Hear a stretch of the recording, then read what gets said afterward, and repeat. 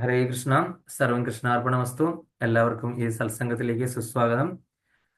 ആ, ഹരേ കൃഷ്ണ അച്ഛ, ഹരേ കൃഷ്ണ സതി മാതാജി, ഹരേ കൃഷ്ണ ജ്ഞാനാംബിക മാതാജി, ഹരേ കൃഷ്ണ ഭാരതി മാതാജി, ഹരേ കൃഷ്ണ ലൈല മാതാജി, ഹരേ കൃഷ്ണ ആ, ഉത്തമ ഭക്തി രോഹിണി ദേവിദാസി മാതാജി, ഹരേ കൃഷ്ണ രാധിക മാതാജി, ഹരേ കൃഷ്ണ പൊന്നമ്മ മാതാജി, ഹരേ കൃഷ്ണ സുജന മാതാജി, ഹരേ കൃഷ്ണ പത്മ മാതാജി, ഹരേ കൃഷ്ണ യമുന മാതാജി, ഹരേ കൃഷ്ണ സമിത സവിത മാതാജി. എല്ലാവർക്കും ഒരിക്കൽ കൂടി സ്വാഗതം.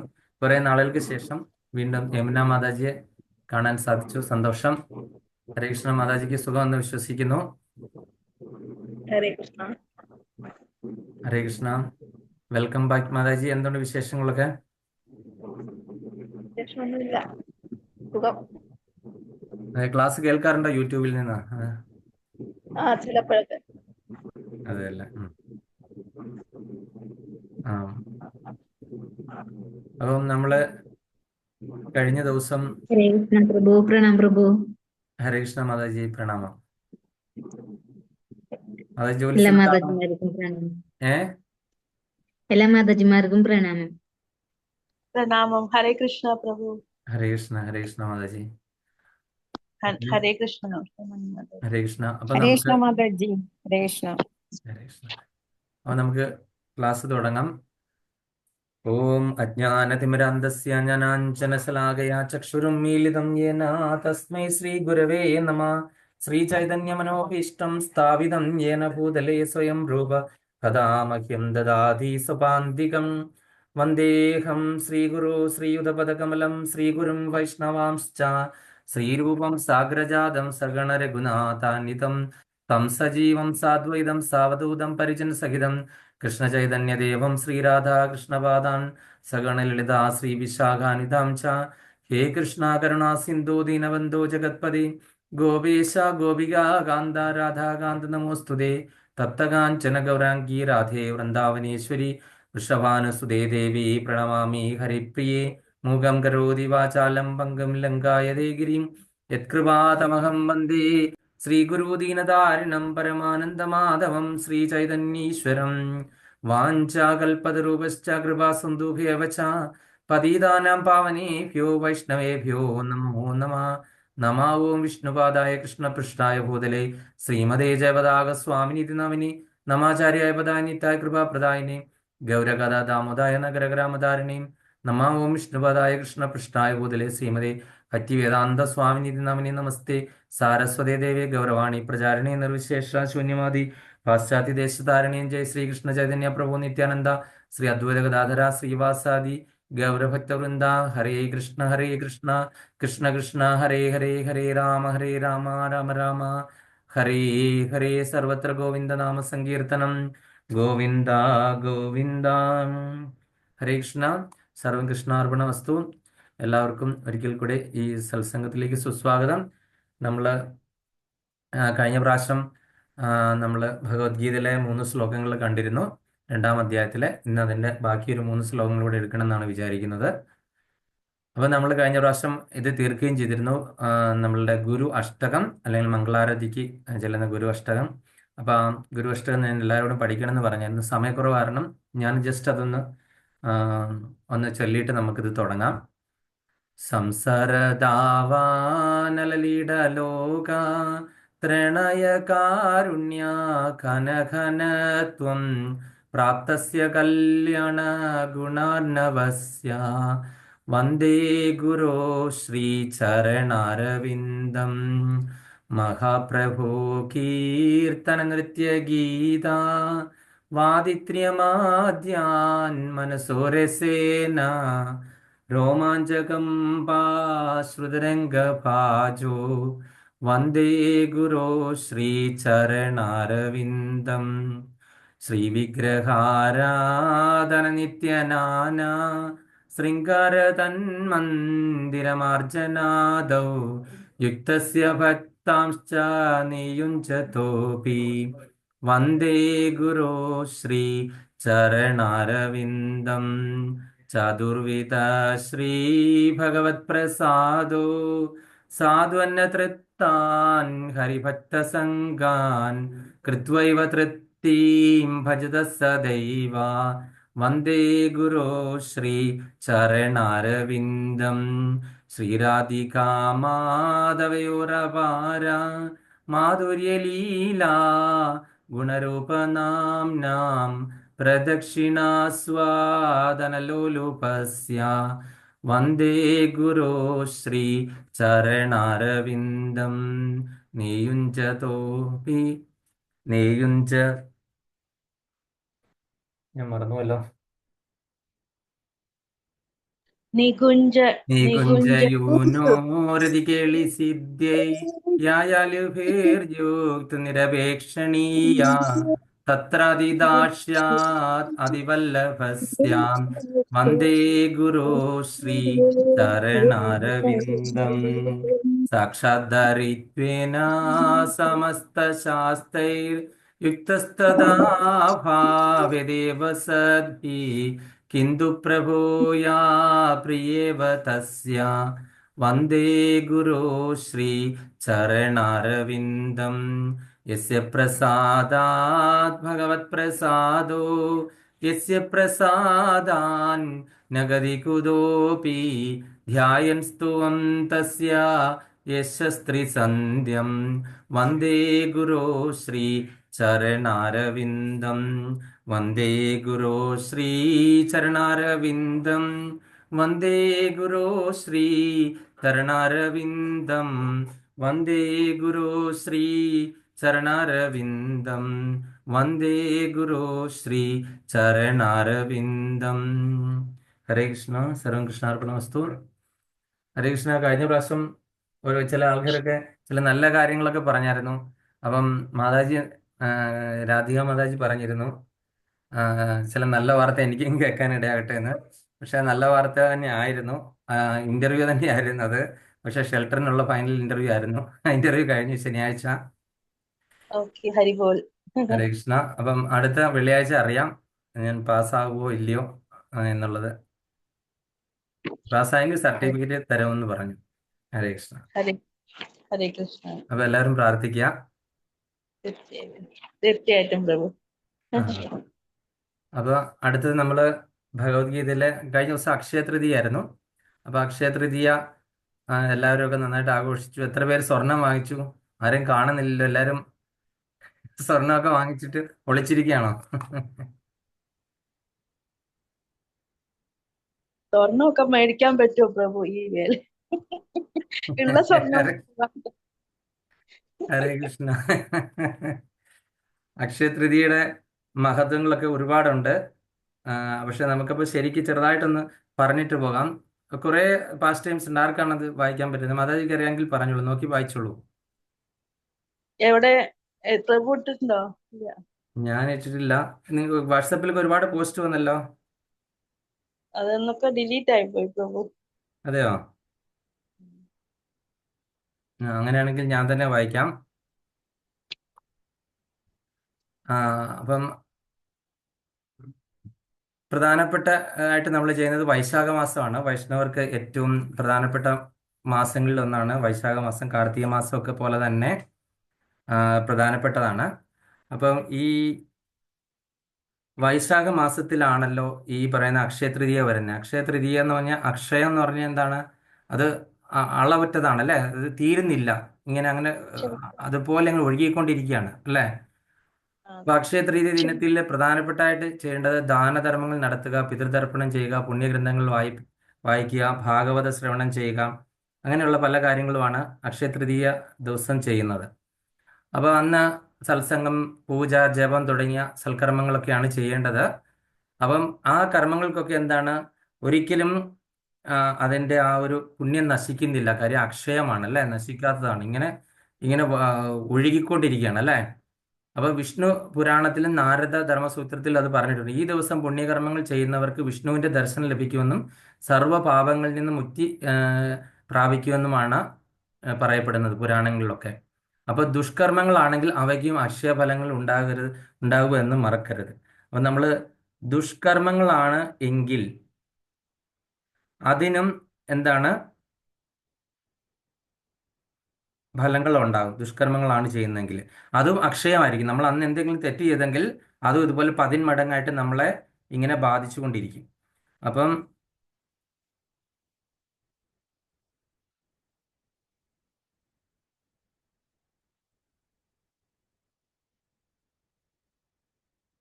അടുത്തത് പിന്നെ അന്ന് നമ്മൾ കുറേ കാര്യങ്ങൾ ദാനധർമ്മങ്ങൾ, വിശന്ന് വലഞ്ഞ് വരുന്നവർക്ക് ആഹാരം കൊടുക്കുക, ദാഹജലം കൊടുക്കുക, വസ്ത്രദാനം ചെയ്യുക, അതിഥികളെ ഉപചരിക്കുക, സജ്ജനങ്ങളെ ആദരിക്കുക, അതുപോലെ സ്നേഹവും ആത്മാർത്ഥമുള്ള വാക്കുകൾ കൊണ്ട് മറ്റുള്ളവരെ ആശ്വസിപ്പിക്കുക തുടങ്ങിയ ഒരുപാട് കാര്യങ്ങൾ ചെയ്യണമെന്ന് വ്യാസഭഗവാൻ ഉപദേശിക്കുന്നുണ്ട്. അപ്പോൾ ഈ സുദിനത്തിൽ നമ്മൾ വ്രതാനുഷ്ഠാനങ്ങളോടെ ശ്രീകൃഷ്ണ പരമാത്മാവിനെ ധ്യാനിച്ച് പാപമോചനം പ്രാപിച്ച പലരുടെയും കഥകൾ പുരാണ ഇതിഹാസങ്ങളിൽ വിവരിക്കുന്നു. അപ്പോൾ ദേവേന്ദ്രനോട് ബൃഹസ്പതി ഉപദേശിക്കുന്നതായിട്ടാണ് പറഞ്ഞിരിക്കുന്നത്. ഈ ഒരു വിശിഷ്ട ദിനത്തിൽ സ്നാന ദാന വ്രതസിദ്ധിയോടെ ഭഗവാനെ ഭജിച്ചാൽ എല്ലാ പാപങ്ങളും നശിക്കുമെന്നുള്ളതാണ്. അപ്പോൾ ദേവദേവനായ ഭഗവാൻ ശ്രീകൃഷ്ണ പരമാത്മാവിൻ്റെ പ്രീതിയും അങ്ങനെയുള്ളവർക്ക് ലഭിക്കും. അപ്പോൾ എല്ലാവർക്കും ചെയ്യാൻ കഴിയുന്ന ദാനധർമ്മങ്ങൾ വളരെ പ്രാധാന്യം എടുത്തു പറയണം. ആ ദാനം എങ്ങനെയുള്ളതായിരിക്കണമെന്ന് പറയുന്നുണ്ട്. നമുക്ക് ഏറ്റവും പ്രിയങ്കരമായ വസ്തുക്കൾ മറ്റുള്ളവർക്ക് ഉപകാരപ്പെടുന്ന പോലെ ദാനം ചെയ്താൽ അക്ഷയമായ ഫലം ലഭിക്കുമെന്നാണ് പുരാണങ്ങൾ ഉദ്ഘോഷിക്കുന്നത്. അപ്പം നമ്മൾ വിചാരിക്കേണ്ട എന്താണ്, നമുക്ക് ഏറ്റവും പ്രിയങ്കരങ്ങളായ വസ്തുക്കൾ ദാനം ചെയ്യുക എന്നുള്ളതാണ്. അപ്പോൾ സ്വർണ്ണമൊക്കെ ആണെങ്കിൽ നമ്മളത് ദാനം ചെയ്യുകയാണ് ചെയ്യുന്നത്. നമ്മൾ ഏറ്റവും ഇഷ്ടപ്പെട്ട ഒരു മാലയാണെങ്കിൽ അതൊരാൾക്ക് ദാനം ചെയ്യുകയാണ്. അതായത് വിവാഹമൊക്കെ കഴിക്കാനായിട്ട് ബുദ്ധിമുട്ടുള്ള ഒരു വീട്ടിലെ പെൺകുട്ടിക്ക് അത് ദാനം ചെയ്യാണ്. അത് അങ്ങനെയൊക്കെ ചെയ്യുവാണെങ്കിലാണ് അതിൻ്റെ, അല്ലെങ്കിൽ ജ്വല്ലറി പോയി ഇങ്ങനെ എന്താ പറയുക ഇരട്ടി വിലയ്ക്ക് സ്വർണം മേടിക്കുന്ന അല്ല അക്ഷയ തൃതീയയുടെ ആ ഒരു മഹത്വം. അന്ന് ഒരുപാട് ഭഗവാന്റെ പാസ്റ്റ് ടൈംസുകളൊക്കെ നടന്നിട്ടുണ്ട്. അത് ഏതൊക്കെയാണെന്ന് ഒന്നും പറയാനായിട്ടുള്ള സമയമില്ല. നമുക്ക് ഒരു കാര്യം മാത്രം അതിനകത്ത് പറഞ്ഞിട്ട് നമുക്ക് അടുത്ത ക്ലാസ്സിലേക്ക് കയറാം. അന്ന് നടന്ന ഒരുപാട് കാര്യങ്ങളിൽ നമുക്ക് പ്രധാനപ്പെട്ടായിട്ടൊരു കാര്യം ശങ്കരാചാര്യരുമായിട്ട് ബന്ധപ്പെട്ടാണ്. അത് ആർക്കൊക്കെ അറിയാതെ?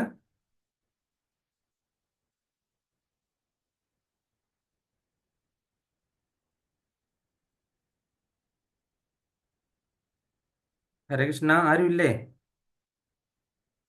അറിയില്ല പ്രഭു, അറിയില്ല.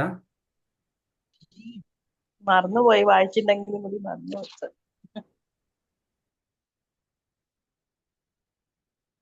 അത് ശങ്കരാചാര്യരുമായിട്ട് ബന്ധപ്പെട്ട് കനകധാര സ്തോത്രം എഴുതപ്പെട്ടത് ആ ദിവസമാണ്. അത് ആ കനകധാര സ്തോത്രം ആരെങ്കിലും ഒന്ന് ഗൂഗിളിൽ എടുത്തിട്ടുണ്ടെങ്കിൽ വാട്സാപ്പ് അയച്ചു. ഞാൻ നോക്കിയിട്ട് കിട്ടുന്നില്ല. ക്ലാസ് പറഞ്ഞുകൊണ്ടിരിക്കുന്നതിൻ്റെ ഇടയ്ക്ക് എടുത്തുകൊണ്ടായിരിക്കും. മലയാളം ലിറിക്സ് ആരെങ്കിലും ഒന്ന് ചെയ്തിട്ട് എടുക്കാം. ഞാൻ ആ കഥ പറയുന്ന സമയത്ത് ആരെങ്കിലും എടുത്തിട്ടുണ്ടെങ്കിൽ വാട്സാപ്പിൽ അയച്ചു തരാം. മലയാളം ലിറിക്സ് കനകധാര സ്തോത്രത്തിന്റെ. ഞാൻ കഴിഞ്ഞ ദിവസം ഞാൻ അക്ഷയതൃതീയയുടെ അന്ന് ഞാനിവിടെ ജപിച്ചതാണ്. എനിക്ക് നേരത്തെ കാണാതെ അറിയായിരുന്നു ചെറുപ്പത്തിലെ. പക്ഷെ ഇപ്പൊ അത് നോക്കിയിട്ട് കിട്ടുന്നില്ല. എന്തോ അത് വരുന്നില്ല, വേറെ എന്തൊക്കെയോ വരുന്നുണ്ട്. അപ്പം എന്താണെന്ന് വെച്ച് കഴിഞ്ഞാൽ ആ ശങ്കരാചാര്യരെ നമുക്കറിയാമല്ലോ, സാക്ഷാൽ ഭഗവാൻ പരമേശ്വരൻ തന്നെയാണ് ശങ്കരാചാര്യരായിട്ട് അവതരിച്ച കലിയുഗത്തിൽ. അദ്ദേഹം വന്നതിന് ഒരുപാട് പാസ്റ്റ് ടൈംസുകളൊക്കെ നമ്മൾ കേട്ടിട്ടുണ്ട്. അപ്പോൾ അതിലൊക്കെ ഉപരിയായിട്ട് നമ്മൾ അദ്ദേഹം എന്താണ് ഒരു കേരളീയനാണെന്നുള്ള കാര്യവും നമുക്ക് എല്ലാവർക്കും അറിയാമല്ലോ അല്ലേ. അദ്ദേഹം കേരളത്തിലെ കാലടിയിലായിരുന്നു ജനിച്ചത്. അതിനുശേഷം അദ്ദേഹം ലോകം മുഴുവനും തന്നെ കീഴടക്കി, സർവജ്ഞപീഠം കീഴടക്കി. അങ്ങനെ അദ്ദേഹം ബുദ്ധമതത്തിന്റെ ആ ഒരു അതിപ്രസന്നങ്ങളിൽ നിന്ന് നമ്മളെ ഭാരതത്തെ രക്ഷിച്ചു. ബുദ്ധ സന്യാസിമാർ ഒരുപാട് ക്ഷേത്രങ്ങളൊക്കെ തകർത്ത് ഹിന്ദു ധർമ്മത്തെ മുഴുവൻ നശിപ്പിച്ചു പോയിരുന്ന ആ ഒരു സമയത്ത് അദ്ദേഹത്തിന്റെ അവതാരം ഒരുപാട് നമ്മളെ മഹാദേവൻ തന്നെ ശങ്കരനായി വന്ന് നമുക്ക് ഒരുപാട് കാര്യങ്ങളൊക്കെ ചെയ്ത് വേദങ്ങളെയൊക്കെ വീണ്ടെടുത്തു. പിന്നെ ക്ഷേത്രങ്ങളിലെല്ലാം പുനഃപ്രതിഷ്ഠ നടത്തി അദ്ദേഹം ഇന്ത്യ ഒട്ടാകെ നടന്ന് 108 ശിവക്ഷേത്രങ്ങൾ, അതുപോലെ തന്നെ പരശുരാമൻ പ്രതിഷ്ഠിച്ച ആ ക്ഷേത്രങ്ങളിലൊക്കെ തന്നെ എന്താണ് 108 ശിവക്ഷേത്രങ്ങൾ, 108 വിഷ്ണു ക്ഷേത്രങ്ങൾ, 108 ദുർഗാക്ഷേത്രങ്ങൾ. അപ്പം അവിടുത്തെ എല്ലാം ആരാധന വീണ്ടെടുത്തു, പുനഃക്രമീകരണം നടത്തി ഈ ആരാധനയെല്ലാം. അപ്പൊ അങ്ങനെയൊക്കെ ഒരുപാട് കാര്യങ്ങൾ ചെയ്ത വ്യക്തിയാണ്. അപ്പൊ ഇതേ ശങ്കരാചാര്യര് ഇതുപോലെ തന്നെ ബ്രാഹ്മണർക്ക് ഒരു 5 വീടുകളിൽ മാത്രമേ മാക്സിമം ഭിക്ഷാടനം നടത്താനായിട്ട് സാധിക്കുകയുള്ളൂ. അപ്പോൾ അത് കഴിഞ്ഞിട്ട് അവിടെ നിന്നൊന്നും കിട്ടിയില്ലെങ്കിൽ അന്ന് പട്ടിണിയായിരിക്കും. അങ്ങനെയാണ് ആ ഒരു ബ്രാഹ്മണർക്ക് പറഞ്ഞിരിക്കുന്നത്. അവർക്ക് പ്രത്യേകിച്ച് തൊഴിലെടുത്ത് ജീവിക്കാനുള്ള ഭിക്ഷ യാചിച്ച് കഴിക്കാനായിട്ടാണ് പറഞ്ഞിരിക്കുന്നത്, വേദങ്ങളിൽ നിഷ്കർഷിച്ചിരിക്കുന്നത്. അതനുസരിച്ച് ശങ്കരാചാര്യര് അതുപോലെ തന്നെ അന്ന് ഒരു വീട്ടിൽ ചെന്ന് നോക്കിയപ്പോൾ ഒരു വൃദ്ധയായ ഒരു അമ്മയുണ്ട്, അവരുടെയൊക്കെ ഒരു മകളുമുണ്ട്. കാര്യം അവര് എങ്ങനെയാ കഴിയുന്നത് അവർക്ക് തന്നെ അറിയത്തില്ല. പണ്ട് സുധാമയുടെയൊക്കെ പുനർജന്മമാണെന്ന് നമുക്ക് തോന്നാം, അതുപോലെ ദാരിദ്ര്യമായിട്ടിരിക്കുകയാണ്. അപ്പം അവിടെ ശങ്കരാചാര്യർ വന്നപ്പോഴത്തേനും ഒരു ബ്രാഹ്മണനല്ലേ വന്ന് യാചിക്കുന്നത്, എന്തെങ്കിലും കൊടുക്കാതെ എന്താ വിടുന്നത് എന്നൊക്കെ ഇവർക്ക് ഭയങ്കര മനസ്സിൽ ആഗ്രഹം കൊടുക്കണമെന്ന്, പക്ഷെ ഒന്നും കൊടുക്കാനില്ല. അങ്ങനെ വന്നപ്പം ശങ്കരാചാര്യർ പറഞ്ഞ് എന്തെങ്കിലും കാണും നോക്കൂ എന്നൊക്കെ പറഞ്ഞു കഴിഞ്ഞാൽ അവസാനം അവർക്ക് അച്ചാറിട്ട് വെച്ചിരിക്കുന്ന ഭരണി എടുത്തുകൊണ്ട് വന്നപ്പോൾ അതിൽ ഒരു നെല്ലിക്കായുടെ ഒരു ചെറിയ ഒരു കഷ്ണം കിടപ്പുണ്ടായിരുന്നു. അപ്പൊ അത് എന്താ മാതാജി, ഗീതാ മാതാജി എന്താ പറയാമെന്ന്? ഇല്ല. അപ്പൊ അങ്ങനെ ആ ഒരു നെല്ലിക്കായുടെ ഒരു കഷ്ണം എടുത്ത് ഇദ്ദേഹത്തിന് ദാനമായിട്ട് കൊടുത്തു. പക്ഷെ അദ്ദേഹം അത് അമൃതമായിട്ടാണ് ഭക്ഷിച്ചത്, ആ ദാനം കിട്ടിയ സാധനം. അദ്ദേഹം ആ നെല്ലിക്ക ഭക്ഷിച്ചിട്ട് അദ്ദേഹം ഈ കനകധാരാ സ്തോത്രം ഇരുന്ന് അങ്ങ് പാടി. അംഗം ഹരേ പുളകഭൂഷണമാശ്രയന്തി ഭൃംഗാംഗനേവ മുകുളാഭരണം തമാലം അംഗീകൃതാഖില വിഭൂതിരപാങ്കലീല മംഗല്യദാസ്തു മമ മംഗളദേവതായ മുത്താർമുഹുർവിദധതി വദനേ മുരാരേ പ്രേമത്ര പ്രാപ്രണിഹിതാനി ഗദാഗദാനി മാലാദൃശോർമധുകരീവ മഹോത്പലേയ സാമേ ശ്രിയം ദിശതു സാഗര സംഭവായ. അങ്ങനെ തുടങ്ങുന്ന കനകധാരസൂത്രം ആരെങ്കിലും എനിക്ക് അയച്ചായിരുന്നോ? ഗീതാമാതാജി അയച്ചോ? കേൾക്കുന്നില്ല മാതാജി എന്ന് പറയുന്നത്.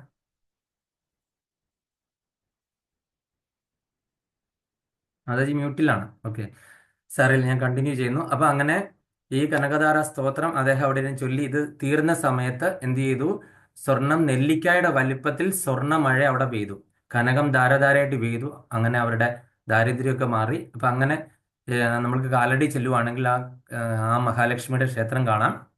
ഈ കനകം ധാരധാരയായിട്ട് വീണ ആ ഒരു ക്ഷേത്രം കാലടിയിൽ ശ്രീ ശങ്കരാചാര്യരുടെ ആ ജന്മസ്ഥലത്തിനടുത്ത് തന്നെ നമുക്ക് കാണാനായിട്ട് സാധിക്കും.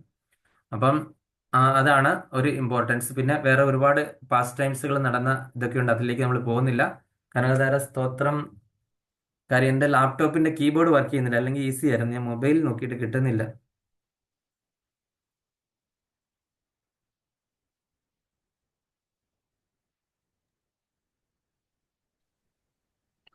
കിട്ടുന്നില്ല പ്രഭു. അങ്ങനെ എന്താണ് സ്റ്റാർട്ടിങ് ലൈൻ അറിയോ? അംഗം ഹരേ പുളകഭൂഷണമാശ്രയന്തി.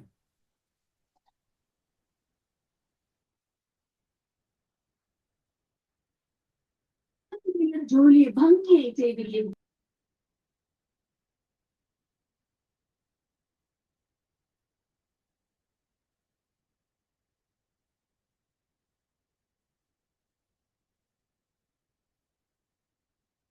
കിട്ടി കിട്ടി മാതാജി. ഹരേ കൃഷ്ണ. അംഗം ഹരേ പുളകഭൂഷണമാശ്രയന്തി ഭൃംഗാംഗനേവ മുകുളാഭരണം തമാലം അംഗീകൃതാഖില വിഭൂതിരപാങ്കലീല മംഗല്യദാസ്തു മമ മംഗളദേവതായ മുഗ്ധാ മുഹുർവിദധതി വദനേ മുരാരേ പ്രേമത്ര പ്രണിഹിതാനി ഗദാഗദാനി മാലാദൃശോർമധുകരീവ മഹോത്പലേയ സാമേ ശ്രിയം ദിശതു സാഗര സംഭവായാം ആമീലിതാർധ്യമധിഗമ്യ മുദാ മുകുന്ദ ആനന്ദഗന്ധമനിമേഷമനംഗതന്ത്രം ആകേ കരസ്ഥിതകനീനികപക്ഷ്മനേത്രം ഭൂത്യൈ ഭവേൻ മമ ഭുജംഗശയാങ്കനായ ബാഹ്വാന്തരേ മധുജിതശ്രിത കൗസ്തുഭേയാം ഹാരാവലീവ ഹരിനീലമയീ വിഭാതി കാമപ്രദാ ഭഗവതോപി കടാക്ഷമാലാം കല്യാണമാവഹതു മേ കമലാലയായ കാലാംബുദാളി ലളിതോരസി കൈഡഭാരേർ ധാരാധരേ സ്ഫുരതിയാ തടിതങ്കനേവ മാതുസമസ്ത ജഗദാം മഹനീയമൂർത്തിം ഭദ്രാണി മേ ദിശതു സാഗര സംഭവായാം പ്രാപ്തം പദം പ്രഥമത ഖലു യത് പ്രഭാവാത് മംഗല്യഭാജി മധുമാദിനി മന്മദേന മയ്യാപതേത്തധികമന്തരമീക്ഷണാർത്ഥം മംഗല്യദാസ്തു മകരാലയ കന്യകായാം വിശ്വാമരേന്ദ്ര പദവി പ്രമദാനദക്ഷം ആനന്ദഹേതുരധികം മധുവിദ്ദുഷോപി ഈശന്നിഷീദതുമൈഷണമീഷണാർത്ഥം ഇന്ദീവരദര സഹോദരമിന്ദിരായ ഇഷ്ടാവിശിഷ്ടമതയോപി യയാദയാദ്രാ ദൃഷ്ട്യാ ത്രിവിഷ്ടപദം സുലഭം ലഭന്തി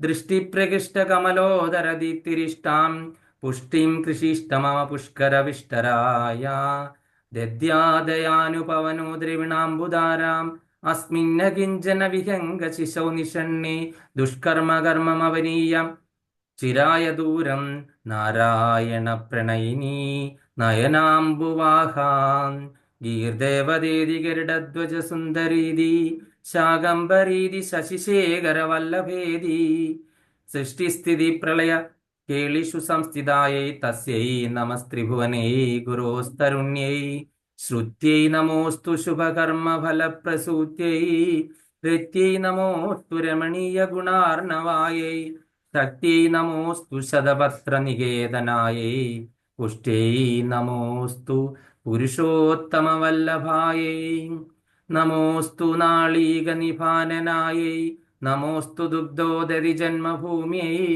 നമോസ്തു സോമാമൃത സോദരായൈ നമോസ്തു നാരായണ വല്ലഭായൈ നമോസ്തു ഹേമാംബുജപീഡികായൈ നമോസ്തു ഭൂമണ്ഡലനായികായൈ നമോസ്തു ദേവാദിദയാപരായൈ നമോസ്തു ശാർങ്ങായുധവല്ലഭായൈ നമോസ്തു ദേവ്യൈ ഭൃഗുനന്ദനായൈ നമോസ്തു വിഷ്ണോരുരസിസ്ഥിതായൈ നമോസ്തു ലക്ഷ്മ്യൈ കമലാലയായൈ നമോസ്തു ദാമോദരവല്ലഭായൈ നമോസ്തു ഗാന്ധി കമലേഷണായൈ നമോസ്തു ഭൂത്यै ഭുവനപ്രസൂത്यै നമോസ്തു ദേവാദിഭിരർച്ചിതായൈ നമോസ്തു നന്ദാത്മജവല്ലഭായൈ സമ്പത്കരാണി സകലേന്ദ്രിയനന്ദനാനി സാമ്രാജ്യദാന വിഭവാനി സരോരുഹാക്ഷി ത്വദ്വന്ദനാദി ദുരിതാഹരണോദ്യതാനി മാമേവ മാതരനിശ്യം കലയന്തമാന്യേ യത്കടാക്ഷസമുപാസനാവിധി സേവകസ്യ സകലാർത്തി സമ്പദാ സന്തനോതി വചനാങ്കമാനസേ താമുരാരി ഹൃദയേശ്വരീം ഭജേ സരസിജ നിലയേ സരോജഹസ്തേ ധവളതമാം ശുഗഗന്ധമാല്യശോഭേ ഭഗവതി ഹരിവല്ലഭേ മനോജ്ഞേ ത്രിഭുവനഭൂതികരീ പ്രസീദമഹ്യം ദിഗ്ഘസ്ഥിതി കനകകുംഭമുഖാവസൃഷ്ട സ്വർവാഹിനി വിമലചാരുജലാപ്ലുതാംഗീ പ്രാതർനമാമി ജഗതാം ജനനീമശേഷ ലോകാദിനാഥഗൃഹിണി അമൃതാബ്ധിപുത്രീ കമലേ കമലാക്ഷവല്ലഭേ ത്വം കരുണാപൂരതരംഗിതൈരവാംഗേ അവലോകയ മാമ കിഞ്ചനാനാം പ്രഥമം പാത്രമകൃത്രിമം ദയായാം സ്തുവന്തിയേ സ്തുതിഭിര അമോഭിരന്വഹം ത്രയീമയീം ത്രിഭുവനമാതരാം രമാം ഗുണാദികാ ഗുരുതര ഭാഗ്യഭാഗിനഃ ഭവന്തി തേ ഭുവി ബുധഭാവിതാശ്രയാം നമസ്തേസ്തു മഹാമായേ ശ്രീപീഠേ സുരപൂജിതേ ശംഖചക്രഗദാഹസ്തേ മഹാലക്ഷ്മീ നമോസ്തുതേ. ഹരേ കൃഷ്ണ. അപ്പം ഇതാണ് ആ മഹാലക്ഷ്മി സ്തുതി. ഇതിന്റെ ഫലസ്തുതിയൊക്കെ അതിന്റെ ബാക്കിയുണ്ട്. അപ്പം നമുക്ക് സ്വർണം ധാരധാരയായിട്ട് നമുക്ക് കിട്ടുമൊന്നും വേണ്ട. നമ്മളുടെ സാമ്പത്തിക ബുദ്ധിമുട്ടുകളും പ്രശ്നങ്ങളൊക്കെ ദേവി മനസ്സിലാക്കി നമ്മൾ ഭഗവാനെ പ്രാർത്ഥിക്കുന്നതോടൊപ്പം തന്നെ ലക്ഷ്മി ദേവിയും നമ്മൾക്ക് ഒപ്പം നമുക്ക് വരദാനം തരാനായിട്ട്, അതായത് നമുക്ക് ഭഗവാന്റെ കൂടെ തന്നെ എന്താണ് നമുക്ക് സമ്പത്തും ഐശ്വര്യവും അതുപോലെ തന്നെ ഭാഗ്യവും എല്ലാം തന്നെ ഉണ്ടെങ്കിലേ നമ്മളുടെ ജീവിതം പൂർണ്ണമാകുകയുള്ളൂ. അപ്പം നമ്മൾ ഈ ഒരു അവസരത്തെങ്കിലും ദേവിയെ നമ്മൾ ഒന്ന് പൂജിക്കണം. സാധാരണഗതിയിൽ നമ്മൾ ഹരേകൃഷ്ണ മഹാമന്ത്രത്തിൽ തന്നെ ദേവി ആദ്യം തന്നെ ഉണ്ട്. അപ്പോൾ അതുകൊണ്ട് പ്രത്യേകിച്ച് നമ്മളെ ദേവിയെ വിളിക്കാറില്ല. അപ്പോൾ ഇങ്ങനെയുള്ള ആ സമയങ്ങളിലാണ് നമ്മൾ പ്രത്യേകിച്ച് വിളിക്കുന്നത്. അപ്പോൾ അതാണ്. പിന്നെ അഷ്ടലക്ഷ്മി സ്തോത്രം അങ്ങനെ പലതുണ്ട്. നമുക്ക് ടോപ്പിക് അതല്ലാത്തത് കൊണ്ട് നമുക്ക് ക്ലാസ്സിലേക്ക് നേരിട്ട് കിടക്കാം. അപ്പം ഭഗവത്ഗീത യഥാരൂപം അധ്യായം 2 ഗീതാവിഷയ സംഗ്രഹം അതില് 52 ശ്ലോകം അല്ലേ? 52. അതെ അതെ 52. അപ്പം 52 ശ്ലോകം യഥാ തേ മോഹകലിലം വ്യതിതരിഷ്യതി തദാ ഗന്ധാസി നിർവേദം ശ്രോതവ്യസ്യ ശ്രുതസ്യ ച.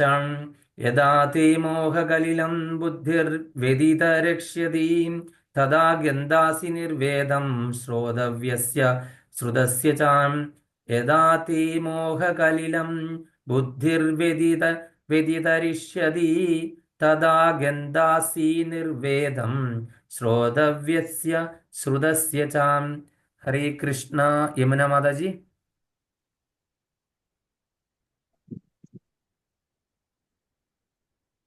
മാതാജി മ്യൂട്ടായി. ഹരേ കൃഷ്ണ. ഹരേ കൃഷ്ണ. ഹരേ കൃഷ്ണ. ഇത് മാതാജി ചൊല്ലണോ? മാതാജി ശ്ലോകം. ഹരേ കൃഷ്ണ. നമോ ഭഗവതേ വാസുദേവായ. ഭഗവത്ഗീത അധ്യായം 2 ശ്ലോകം 52. യഥാ തേ മോഹകലിലം ബുദ്ധിർവ്യതിതരിഷ്യതി തദാ ഗന്ധാസി നിർവേദം ശ്രോതവ്യസ്യ ശ്രുതസ്യ ച. ഹരേ കൃഷ്ണ. ഹരേ കൃഷ്ണ. സുജന മാതാജി. മാതാജി മൈക്ക് ഓൺ ആക്കിയിട്ട്.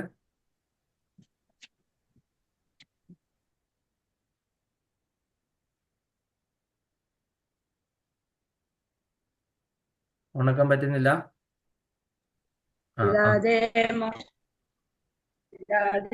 മോഹകലിലം ബുദ്ധിർവ്യതിതരിഷ്യതി തദാ ഗന്ധാസി നിർവേദം ശ്രോതവ്യസ്യ ശ്രുതസ്യ ച. ഹരേ കൃഷ്ണ. ശ്രീല പ്രഭുപാദരുടെ പദാനുപദ തർജ്ജമ ജയ് ശ്രീല പ്രഭുപാദ്. യഥാ യാതൊരിക്കൽ തേ നിന്റെ ബുദ്ധിപൂർവമായ ദിവ്യസേവനം മോഹകലിലം മായയാകുന്ന കാടിനെ വ്യതിതരക്ഷ്യതി ശരിയായി തരണം ചെയ്യുന്നുവോ തഥാ അപ്പോൾ ശ്രോതവ്യസ്യ ശരിയായി തരണം ചെയ്യുമോ തഥാ അപ്പോൾ ശ്രോതവ്യസ്യ കേൾക്കേണ്ടതിനെക്കുറിച്ചും ശ്രുതസ്യ ച കേട്ടതിനെക്കുറിച്ചും നിർവേദത്തെ അല്ലെങ്കിൽ വിരക്തിഭാവത്തെ ഗന്ധാസി നീ ഗമിക്കും അല്ലെങ്കിൽ നീ പ്രാപിക്കും. വിവർത്തനം ഭാവാർത്ഥം divine grace AC Bhaktivedanta Swami Srila Prabhupad. ജയ് ശ്രീല പ്രഭുപാദ്. ബുദ്ധി വ്യാമോഹമാകുന്ന നിബിഡ വനത്തെ പിന്നിട്ട് കഴിയുമ്പോൾ കേട്ടതിനെക്കുറിച്ചും കേൾക്കേണ്ടതിനെക്കുറിച്ചും നീ ഉദാസീനായിത്തീരും. അത് നമ്മൾ അതിനു മുൻപേ പഠിച്ച ശ്ലോകം എന്താണെന്ന് നോക്കണം. അതിനു മുൻപേ പഠിച്ച ശ്ലോകത്തിൽ 51 പഠിച്ചത് ഇപ്രകാരം ഭഗവത് ഭക്തി സേവനത്തിൽ ഏർപ്പെടുന്നതുകൊണ്ട് ഋഷീശ്വരന്മാർ അഥവാ ഭക്തന്മാർ ഭൗതിക ലോകത്തിലെ കർമ്മഫലങ്ങളിൽ നിന്നും മുക്തരാകുന്നു. അപ്പൊ നമ്മളോട് ഭക്തിയുത സേവനം ചെയ്യാനായിട്ടായിരുന്നു കഴിഞ്ഞ ക്ലാസ്സിൽ പറഞ്ഞിരുന്നത് അല്ലെ. അപ്പോൾ അവരവരുടെ കർമ്മബന്ധങ്ങളിൽ നിന്ന് മുക്തരാകുന്നു. അങ്ങനെ ജനന മരണ ശൃംഖലയിൽ നിന്ന് മോചിതരായി അവർ ദൈവസന്നിധിയിൽ എത്തിച്ചേർന്ന് സകല കഷ്ടതകൾക്കും ഉപരിയായ അവസ്ഥയിൽ എത്തിച്ചേർന്നു. അപ്പൊ അവര് വൈകുണ്ഠ ലോക പ്രാപ്തി അവർക്ക് കിട്ടുന്നു എന്നാണ്. ജനന മരണ വീണ്ടും ജനിക്കേണ്ടിയും മരിക്കേണ്ടിയും വരുന്നില്ല എന്നുള്ള കാര്യമാണ് നമ്മൾ ഇതിൽ നിന്ന് മനസ്സിലാക്കിയത്. അപ്പം ഈ ശ്ലോകത്തിൽ പറയുന്ന ബുദ്ധി വ്യാമോഹമാകുന്ന നിബിഡ വനത്തെ പിന്നിട്ട് കഴിയുമ്പോൾ കേട്ടതിനെക്കുറിച്ചും കേൾക്കേണ്ടതിനെക്കുറിച്ചും നീ ഉദാസീനായി തീരും. അപ്പം നമ്മളുടെ ബുദ്ധി ശരിയായിട്ട് എങ്ങനെയാണ് വിനിയോഗിക്കേണ്ടത്? അപ്പോൾ വ്യാമോഹമാകുന്ന നമ്മളെല്ലാം വിചാരിച്ചുകൊണ്ടിരിക്കുന്നത് അല്ലെ, ഇല്ലാത്ത കുറെ കാര്യങ്ങളെ പറ്റിയാണ് നമ്മൾ മോഹിച്ചുകൊണ്ടിരിക്കുന്നത് അല്ലെ, അല്ലെങ്കിൽ കിട്ടുകയില്ലാത്ത കുറെ കാര്യങ്ങളെ പറ്റി. അപ്പോൾ ഒരുപാട് വ്യാമോഹങ്ങൾ, നമുക്ക് അതായി തീരണം ഇതായി തീരണം. നമുക്ക് ചിലപ്പം ചില ആൾക്കാരെ കാണുമ്പോൾ നമുക്ക് അവരോട് അസൂയ തോന്നും അല്ലെ. അസൂയ ഉണ്ടെങ്കിൽ ഒരിക്കലും നമുക്ക് ഉപരിലോകത്തിലേക്ക് പോകാൻ പറ്റത്തില്ല, അല്ലെങ്കിൽ നമ്മൾ അവരെ പറ്റി എന്തെങ്കിലും രണ്ട് കുറ്റം പറയാതിരിക്കത്തില്ല അല്ലെ. ഒന്നുകിൽ നമ്മളെക്കാളും സൗന്ദര്യം കൂടിയ ആൾക്കാരോ അല്ലെങ്കിൽ കഴിവ് കൂടിയ ആൾക്കാരോ കാണുമ്പോൾ നമുക്ക് തീർച്ചയായിട്ടും അവരോടൊരു കുശുമ്പ് തോന്നും. അത് സ്ത്രീകൾക്കാണ് കൂടുതലായിട്ടുള്ളത്, പുരുഷന്മാർക്കും ഇല്ലായികയില്ല. അപ്പൊ അങ്ങനെ അതൊരു ലോക സഹജമാണ്. അത് കാര്യം നമുക്ക് ആ ഒരു അവസ്ഥയിൽ എത്തിച്ചേരാൻ പറ്റുന്നില്ലല്ലോ എന്നുള്ളത്. അപ്പൊ ഈ ആ ഒരു അവസ്ഥയിൽ നമുക്ക് ചിലപ്പോൾ ഒരിക്കലും എത്തിച്ചേരാം. എനിക്കൊരു ഗായകനായി മാറാൻ പറ്റുമോ? ഒരിക്കലും ഞാൻ വിചാരിക്കുന്നില്ല. എൻ്റെ സോങ് കേട്ട് കഴിഞ്ഞാൽ ആൾക്കാർ എണീറ്റ് ഓടിപ്പോകും അല്ലേ. അപ്പൊ ഞാൻ അതിനു വേണ്ടിയിട്ട് മോഹിച്ചിട്ട് എന്തെങ്കിലും ചിലപ്പോൾ ഈ ഒരു ജന്മത്തിൽ ഏതെങ്കിലും ജന്മത്തിൽ നമുക്ക് മനസ്സിൽ ആഗ്രഹം ഉണ്ടെങ്കിൽ ചിലപ്പോൾ ഒരു പക്ഷെ ഭഗവാൻ അത് ആക്കി തരുമായിരിക്കാം. പക്ഷെ നമുക്കറിയില്ല, ഈ ജന്മത്തിൽ എന്നെ സൃഷ്ടിച്ചപ്പോൾ തന്നെ ആ ഒരു സംഭവം ഇല്ല. ഷഡ്ജം ഒന്നും ഇട്ടിട്ടല്ല വിട്ടത്. ഗാന്ധാരവും ഇല്ല, മദ്യമോ ഇല്ല, പഞ്ചമോ ഇല്ല, ഒന്നുമില്ല. അപ്പൊ അതുകൊണ്ട് നമുക്ക് ഈ വരുന്നതൊക്കെ കാളരാഗമൊക്കെ ഉള്ളതായിരിക്കും മിക്കവാറും. അപ്പൊ അതുകൊണ്ട് നമ്മൾ അതിനെപ്പറ്റി ആഗ്രഹിച്ചിട്ട് നല്ല പാട്ടുകാരെ കാണുമ്പോഴത്തേനും കേൾക്കുമ്പോൾ എനിക്ക് അവരോട് അസൂയ ഉണ്ടാകാനായിട്ട് പാടില്ല. അതൊക്കെ ഒരു കാര്യം നിബിഡ വനമാണ് അല്ലേ, നമുക്ക് എത്തിച്ചേരാനായിട്ട് പറ്റത്തില്ല. നമ്മൾ അലഞ്ഞിരിഞ്ഞ് കിടക്കേണ്ടി വരും. അതിന്റെ ആ വനാന്തർ ഭാഗത്തെ നിഗൂഢതകളെ പറ്റി നമുക്ക് മനസ്സിലാകത്തില്ല. അപ്പൊ അതൊരു വ്യാമോഹമാണ് അല്ലേ, നമ്മൾ അതിനെ മറികടക്കാൻ പറ്റും എന്നുള്ളൊരു വ്യാമോഹമാണ്. അപ്പൊ ബുദ്ധി നമ്മൾ ശരിയായിട്ട് വിനിയോഗിക്കണം. അപ്പൊ കേട്ടതിനെ കുറിച്ചും കേൾക്കേണ്ടതിനെ കുറിച്ചും നീ ഉദാസീനായി തീരും. ഇതുവരെ കേട്ടതൊക്കെ തന്നെ കേട്ടിട്ട് മതിയായിട്ടിരിക്കുകയാണ്. ഇനി അപ്പൊ കേൾക്കേണ്ടതോ? അതായത് നമ്മൾ കേട്ടിട്ടുണ്ടല്ലോ, നാട്ടിലൊരു പഴഞ്ചൊല്ലുണ്ടല്ലോ, എന്നാ പുറത്തു വന്നതൊക്കെ ചെറുതാണ്, പക്ഷെ അകത്തിരിക്കുന്ന അളയിലിരിക്കുന്നതോ അതിലും വലുതാണെന്ന് പറഞ്ഞ് കേട്ടിട്ടുണ്ടല്ലേ. പാമ്പിന്റെ കുഞ്ഞുങ്ങളൊക്കെ ആയിരിക്കും ചിലപ്പോൾ ആദ്യം വരുന്നത് മാളത്തിൽ നിന്ന്, പക്ഷെ അകത്ത് അതിന്റെ അമ്മയും അച്ഛനും ഒക്കെ ഇരിപ്പുണ്ടായിരിക്കും. വലിയ സാധനങ്ങളായിരിക്കും ഉള്ളിലിരിക്കുന്നത് മാളത്തിൽ എന്ന് പറഞ്ഞ പോലെ ഇനി കേൾക്കാൻ പോകുന്നതൊക്കെ തന്നെ ഇതിലും വലിയ കാര്യങ്ങളായിരിക്കും അല്ലേ. അപ്പം ആ, നീ ഉദാസീനനായി തീരും. അത് കേട്ട് കഴിഞ്ഞ് കഴിഞ്ഞാൽ ഒന്നും പ്രവർത്തിക്കാൻ പറ്റാത്ത ഒരവസ്ഥയിലേക്ക് എത്തിച്ചേരും. ഉദാസീനനായി തീരും, വളരെ നിസ്സംഗഭാവത്തിൽ ഇരിക്കേണ്ടി വരും, നമുക്കൊന്നും പ്രവർത്തിക്കാൻ പറ്റാത്ത ഒരു സാഹചര്യത്തിൽ. അപ്പൊ അതിന്റെ ഭാവാർത്ഥം ആ, നമ്മളുടെ പത്മമാതാജി ഒന്ന് വായിക്കൂ. ഹരേ കൃഷ്ണ. ഹരേ കൃഷ്ണ. ഭാവാർത്ഥം. ഭക്തന്മാരുടെ ജീവിതകഥകളിൽ അവർ ഭഗവത് സേവനത്തിൽ മുഴുകുകയാൽ വേദോക്തങ്ങളായ ചടങ്ങുകളിൽ ഉദാസീനരായതിന് നല്ല ഉദാഹരണങ്ങൾ വേണ്ടുവോളമുണ്ട്. കൃഷ്ണനെക്കുറിച്ചും താനും കൃഷ്ണനുമായുള്ള ബന്ധത്തെപ്പറ്റിയും ശരിക്കറിയാവുന്ന ഒരാൾ അനുഭവസമ്പന്നനായൊരു ബ്രാഹ്മണനായാലും ശരി ഫലോദിഷ്ട കർമ്മങ്ങളിൽ തീരെ അശ്രദ്ധനാകുന്നത് സ്വാഭാവികമാണ്. ഭക്തി പരമ്പരയിൽപ്പെട്ട ഒരു മഹാചാര്യനും ഉത്തമ ഭക്തനുമായ ശ്രീ മാധവേന്ദ്രപുരി പറയുന്നു: സന്ധ്യാവന്ദന ഭദ്രമസ്തു ഭവതോ ഭോ സ്നാനതുഭ്യം നമോ ഭോ ദേവ പിതരശ്ച തർപ്പണവിദോ നാഹം ക്ഷമക്ഷമ്യതാം യത്ര ക്വാപി നിഷദ്യ യാദവ കുലോത്തമസ്യ കംസദ്വിഷ സ്മാരം സ്മാരമഹം ഹരാമി സദലം മന്യേകി മന്യേന മേ. അല്ലയോ ത്രിസന്ധ്യാ പ്രാർത്ഥനകളെ, നിനക്കു മംഗളം. സ്നാനമേ നമസ്കാരം. ദേവന്മാരെ, പിതൃക്കളെ, നിങ്ങളെ ആദരിക്കുവാൻ എനിക്ക് കഴിയുന്നില്ല, ക്ഷമിക്കണം. ഇന്ന് ഞാൻ എവിടെ ആയിരുന്നാലും യദുവംശോത്തമനായ കംസവൈരിയെ മാത്രം ഓർക്കുന്നു. ആ സ്മരണ കൊണ്ട് തന്നെ എല്ലാ പാപങ്ങളിൽ നിന്നും എനിക്ക് മുക്തനാകാം. മറ്റൊന്നും എനിക്ക് ആവശ്യമില്ല. ആധ്യാത്മിക വിദ്യാഭ്യാസത്തിന്റെ പ്രാരംഭഘട്ടത്തിൽ പ്രാരംഭകർക്ക് വേദോക്തങ്ങളായ ക്രിയാനുഷ്ഠാനങ്ങൾ ഒഴിച്ചുകൂടാത്തവയാണ്. ദിവസം തോറും 3 നേരത്തെ പ്രാർത്ഥന, പ്രഭാത സ്നാനം, പിതൃതർപ്പണം അതിൽ ഉൾപ്പെടുന്നു. എന്നാൽ പൂർണ്ണമായ കൃഷ്ണാവബോധത്തോടെയും ദിവ്യപ്രേമത്തോടെയും സേവനമനുഷ്ഠിക്കുന്നവർ പൂർണ്ണത നേടിക്കഴിഞ്ഞതുകൊണ്ട് ഇവയിൽ ശ്രദ്ധിക്കാറില്ല. ശ്രീകൃഷ്ണ ഭഗവാനെ സേവിച്ച് വിജ്ഞാനവേദിയിലേറാൻ സാധിച്ച ഒരാൾക്ക് വേദവിഹിതങ്ങളായ തപസ്യകളോ യജ്ഞങ്ങളോ തുടർന്നു പോകേണ്ടതില്ല. എന്ന് മാത്രമല്ല, വേദങ്ങളുടെ ഉദ്ദേശം തന്നെ കൃഷ്ണനിലേക്ക് നയിക്കലാണെന്ന് മനസ്സിലാക്കാതെ അത്തരം ചടങ്ങുകൾ അനുഷ്ഠിച്ചു വരുന്ന ആ സമയം പാഴാക്കുകയാണ് താനും. കൃഷ്ണാവബോധമർന്ന മനുഷ്യൻ ശബ്ദബ്രഹ്മത്തെ അഥവാ വേദോപനിഷത്തുകളുടെ മേഖലയെ അതിക്രമിച്ചു കഴിഞ്ഞിരിക്കുന്നു. ഹരേ കൃഷ്ണ. ഹരേ കൃഷ്ണ മാതാജി, താങ്ക് യു മാതാജി. അപ്പം നമ്മൾ ഇവിടെ കുറച്ച് കാര്യങ്ങൾ പറഞ്ഞു. നമ്മളപ്പം നമ്മളുടെ ആ ബുദ്ധി എങ്ങനെ നമ്മൾ ഉപയോഗിക്കണം. അപ്പൊ ഇവിടെ പറഞ്ഞിരിക്കുകയാണ് ഒരുപാട് കൃഷ്ണനെ കുറിച്ചും താനും കൃഷ്ണനുമായുള്ള ബന്ധത്തെപ്പറ്റി ശരിക്കറിയുന്ന ഒരാൾ അനുഭവസമ്പന്നനായ ഒരു ബ്രാഹ്മണനായാലും ശരി ഫലോദിഷ്ട കർമ്മങ്ങളിൽ തീരെ അശ്രദ്ധനാകുന്നത് സ്വാഭാവികമാണ്. അപ്പൊ അനുഭവസമ്പന്നനായ ഒരു ബ്രാഹ്മണരായാൽ കൂടിയും അവരെന്താണ് ഫലോദിഷ്ട കർമ്മങ്ങൾ, അവര് ചില ബ്രാഹ്മണരൊക്കെ ദക്ഷിണയ്ക്ക് വേണ്ടിയിട്ട് മാത്രം ചെയ്യുന്ന കാര്യങ്ങളൊക്കെ ഉണ്ടല്ലേ. അത് പറയാൻ പാടില്ല, അതെനിക്കറിയാം, സവിതാ മാതാജിക്ക് അറിയാം. അത് കാരണം ഞാൻ കൂടുതൽ അതിലേക്ക് പോകുന്നില്ല. അപ്പം അതുകൊണ്ട് എന്താണ്, അങ്ങനെ ഈ ഫലോദിഷ്ട കർമ്മങ്ങൾക്ക് വേണ്ടിയിട്ട് മാത്രം ചെയ്യുന്ന കാര്യങ്ങൾ അല്ലേ. അപ്പൊ അതുകൊണ്ട് അവരുടെ പ്രവർത്തന മണ്ഡലത്തിൽ അത്ര ഇതാകത്തില്ല. അതുകൊണ്ട് അവരെന്ത് ചെയ്യുന്നു, ഈ പറയുന്ന ഇത് കിട്ടിയില്ലെങ്കിൽ ഉദാസീനരായി പോകാനായിട്ട് സാധ്യതയുണ്ട്. അപ്പൊ ഭക്തി പരമ്പരയിൽപ്പെട്ട മഹാചാര്യനായി മാധവേന്ദ്രപുരി പറയുന്നത് എന്താണെന്ന് നോക്കാം. ഈശ്വരപുരിയുടെ ഗുരുവാണ് മാധവേന്ദ്രപുരി. ഈശ്വരപുരി ആരായിരുന്നു?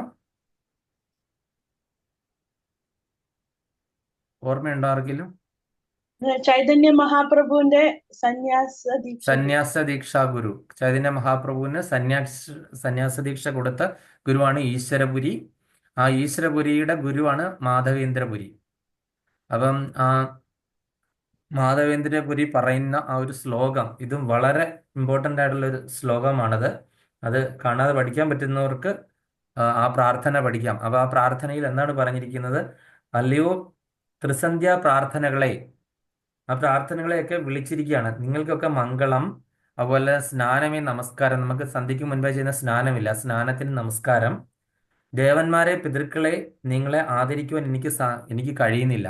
ഇപ്പൊ ഇങ്ങനെയുള്ള നമ്മളുടെ കുറേ ചടങ്ങുകളുണ്ടല്ലോ വേദങ്ങളിൽ പറഞ്ഞിരിക്കുന്നത്. സന്ധ്യയ്ക്ക് മുൻപേ ഉള്ള സന്ധ്യാവന്ദനവും ജപസ്നാനാദികളും ഒക്കെ പറയുന്നുണ്ട്.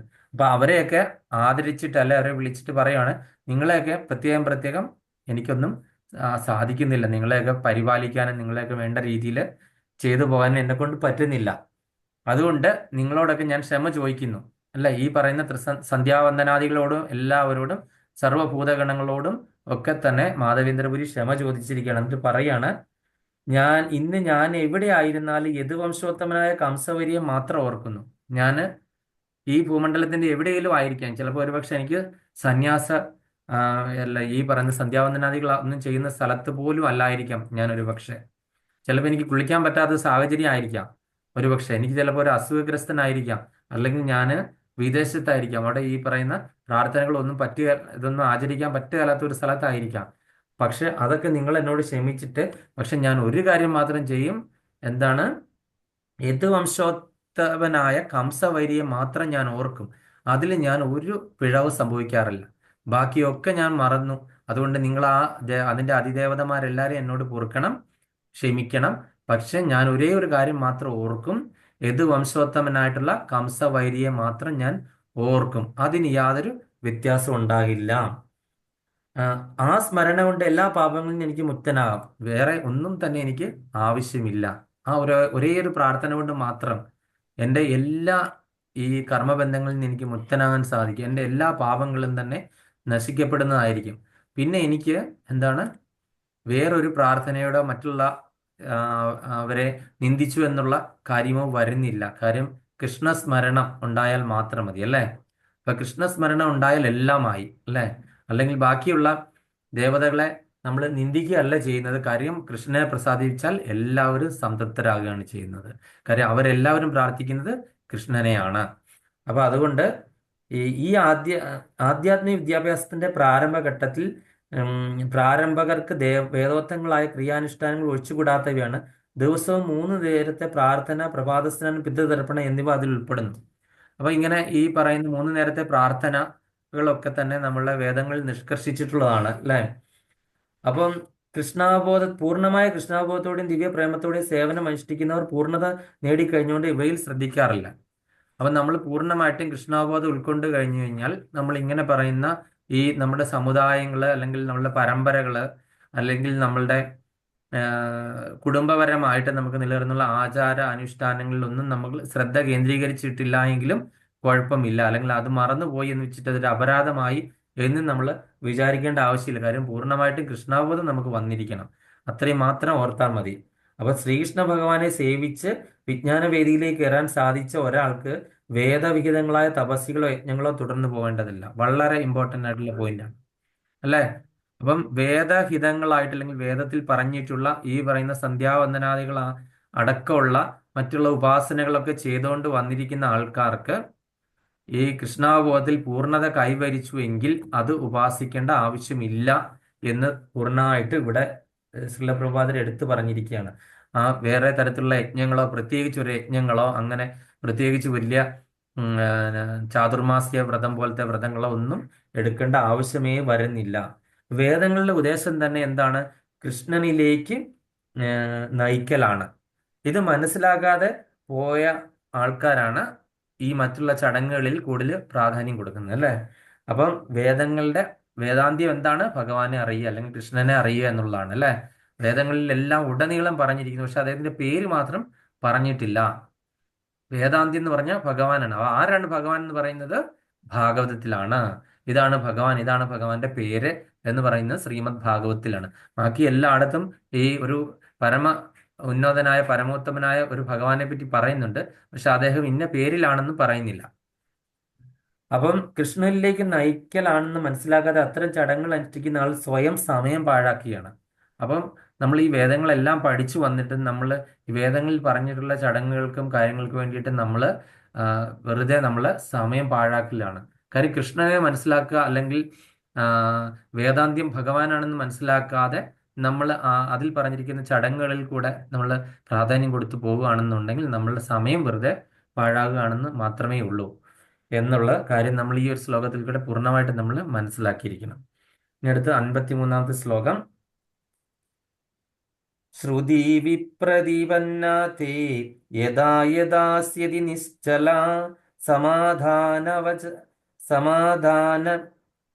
സമാധാവചലാ ബുദ്ധിസ്തദാ യോഗമവാപ്സ്യസി. ശ്രുതി വിപ്രതിപന്നാ തേ യദാ സ്ഥാസ്യതി നിശ്ചല സമാധാവചലാ ബുദ്ധിസ്തദാ യോഗമവാപ്സ്യസി. ഹരേ കൃഷ്ണ. രാധിക മാതാജി. ഹരേ കൃഷ്ണ. ഓം നമോ ഭഗവതേ വാസുദേവായ. ശ്ലോകം 53. ശ്രുതി വിപ്രതിപന്നാ തേ യഥാസ്യാസ്യതി നിശ്ചല സമാധാവചലാ ബുദ്ധിസ്തദാ യോഗമവാപ്സ്യസി. ഹരേ കൃഷ്ണ. ഹരേ കൃഷ്ണ. ഭാരതി മാതാജി. ഹരേ കൃഷ്ണ പ്രഭു. ഓം നമോ ഭഗവതേ വാസുദേവായ. ശ്രുതി വിപ്രതിപന്നാ തേ യഥാസ്യാസ്യതി നിശ്ചല സമാധാവചലാ ബുദ്ധിസ്തദാ യോഗമവാപ്സ്യസി. ഹരേ കൃഷ്ണ പ്രഭു. ഹരേ കൃഷ്ണ. അപ്പം നമ്മൾ ഇതിന്റെ വിവർത്തനം, പദാനുപദ തർജ്ജമ ബൈ ജയശ്രീല പ്രഭുപാദ്. ശ്രുതി വിപ്രതിപന്ന വേദവാക്യാനുസൃതമായ കാമ്യകർമ്മങ്ങളാൽ പ്രേരിപ്പിക്കപ്പെടാതെ തേ ബുദ്ധി നിന്റെ ബുദ്ധി യഥാ യാതൊരിക്കൽ സമാധോ അതീന്ദ്രിയ ബോധാവസ്ഥയിൽ അഥവാ കൃഷ്ണാവബോധത്തിൽ നിശ്ചല യാതൊന്നിലും ആകർഷിക്കപ്പെടാതെ അചല സ്ഥിരമായി യഥാശ്രുതി സ്ഥിതി ചെയ്യും തഥാ അപ്പോൾ യോഗം ആത്മസാക്ഷാത്കാരത്തെ അവാപ്സ്യസി നീ പ്രാപിക്കും. വിവർത്തനം ഭാവാർത്ഥം by divine grace A C. Bhaktivedanta Swami Srila Prabhupad. ജയ് ശ്രീല പ്രഭുപാദ്. എപ്പോൾ നിന്റെ മനസ്സ് വേദങ്ങളുടെ അലങ്കൃത വാക്യങ്ങൾക്ക് വശപ്പെടാതെ ആത്മസാക്ഷാത്കാരത്തിനായി ഉറച്ചു നിൽക്കുന്നുവോ അപ്പോൾ നീ ദിവ്യ അവബോധം കൈവരിച്ചു കഴിഞ്ഞവനാകുന്നു. അപ്പൊ എന്താണ് പറഞ്ഞിരിക്കുന്നത്?